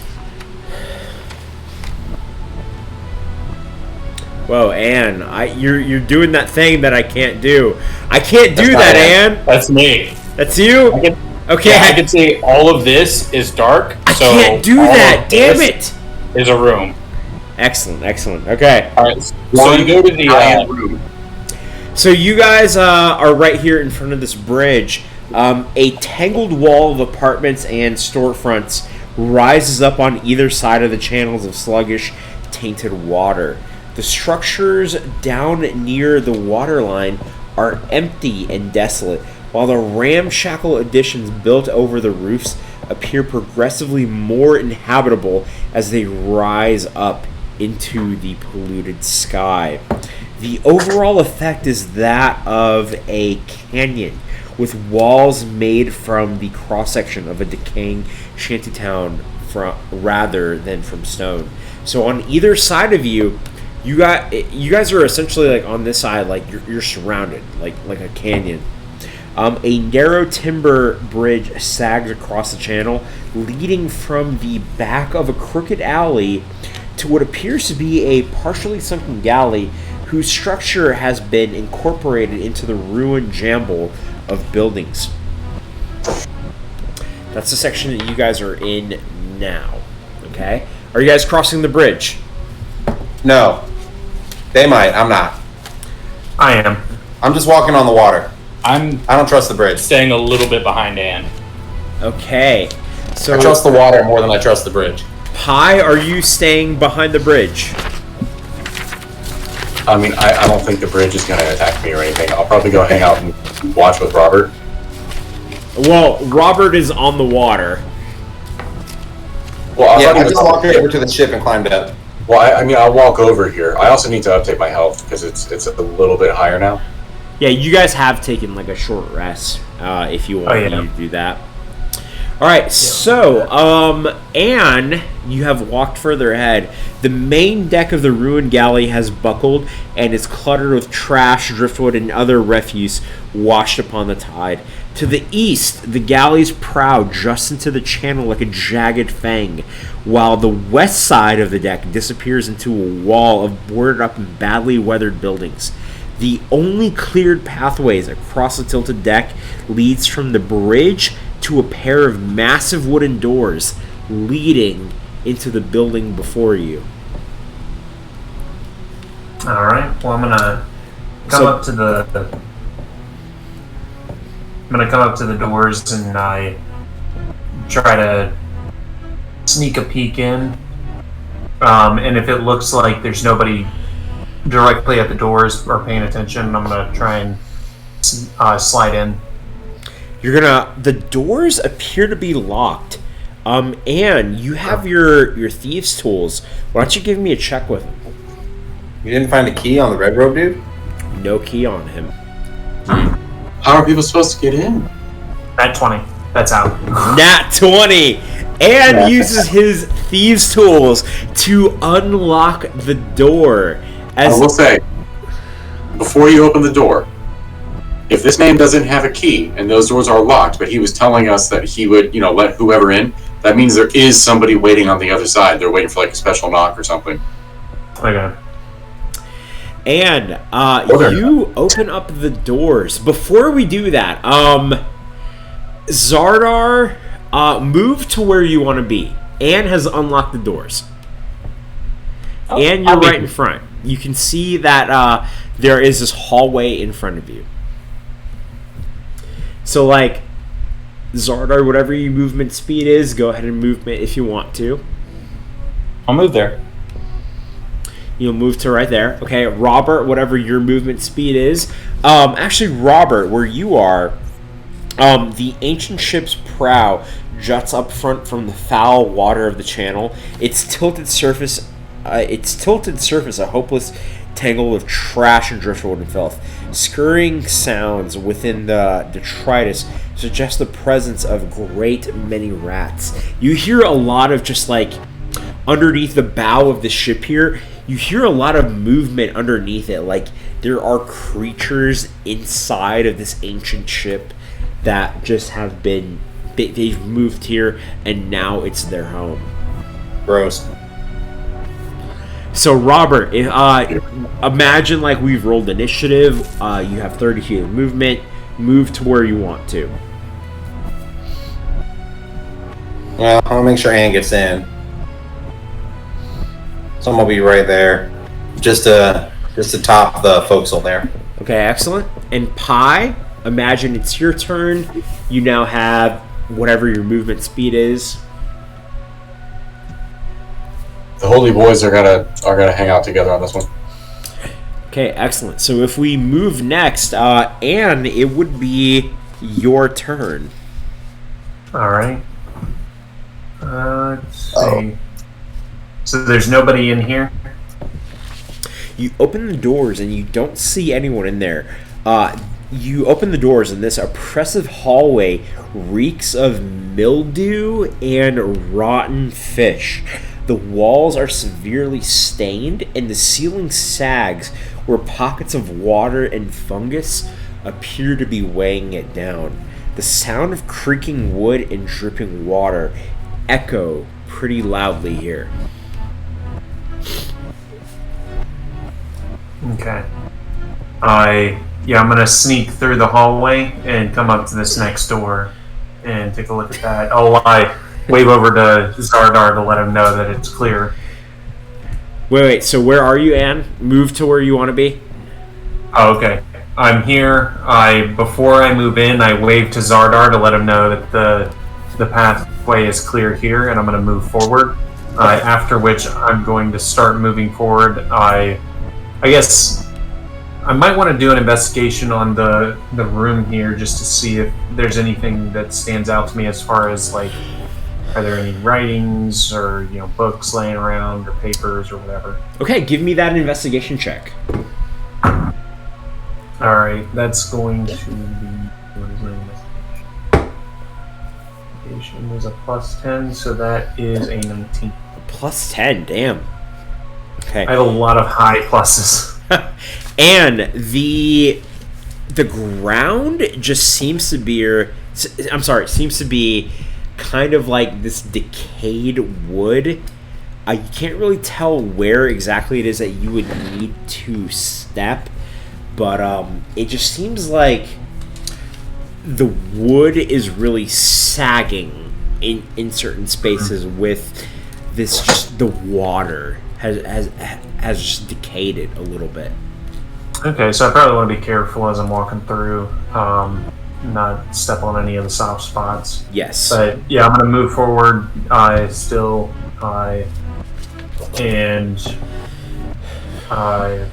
guess stealth check to move up to the next section. Okay. Yeah, I guess a stealth check. I'm gonna think to Anne while he's doing this. Look, if you get any feeling that aboleth is in there, let's bug out. Will do. So stealth, I am still within 30 feet of Xardaar. So. Oh, is that his Yeah, that's without trace. Pass without trace? Okay. So that puts me at 40. A 40, okay.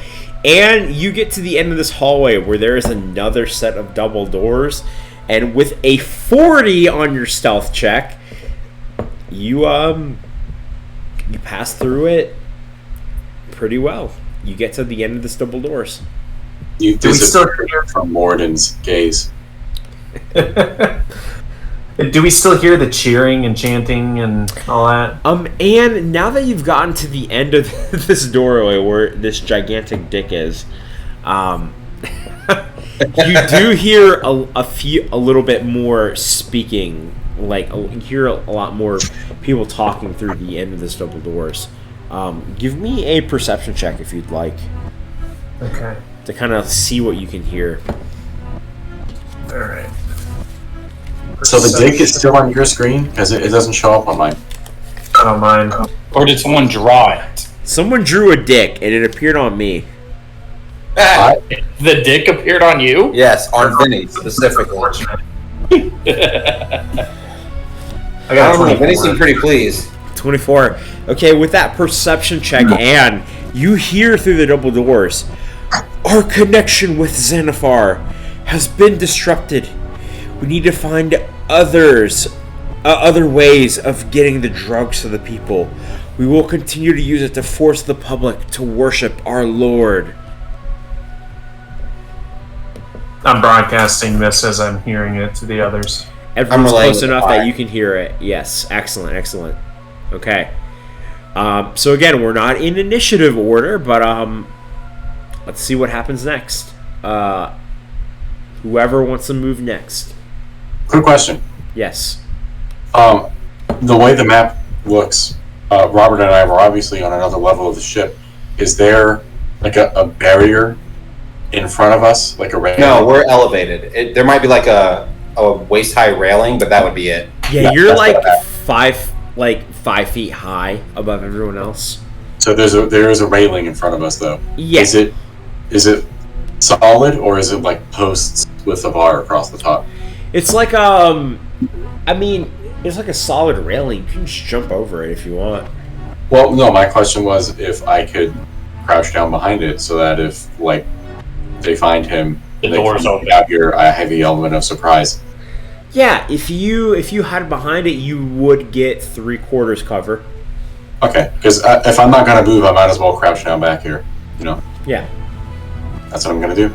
So not me. I'm looking out past the bow of the ship, making sure nobody gets to jump on us. Oh, you know, I should probably do that as well. You know what? I'll look upriver. That's what I'll do. Okay, you look upriver. Okay. Xardaar, are you moving up? Yeah, just a bit to give Ann more cover. Give me a stealth check, and also give me one for White Fang.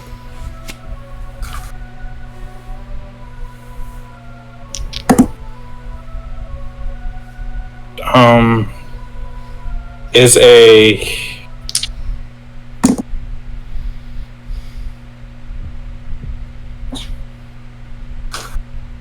no, I mean, is a 22 enough? For whom? Xardaar rolled lower. Xardaar rolled lower than a 22? No, that's no, what he Xardaar rolled. rolled. 22. White Fang did better. Yeah. Okay.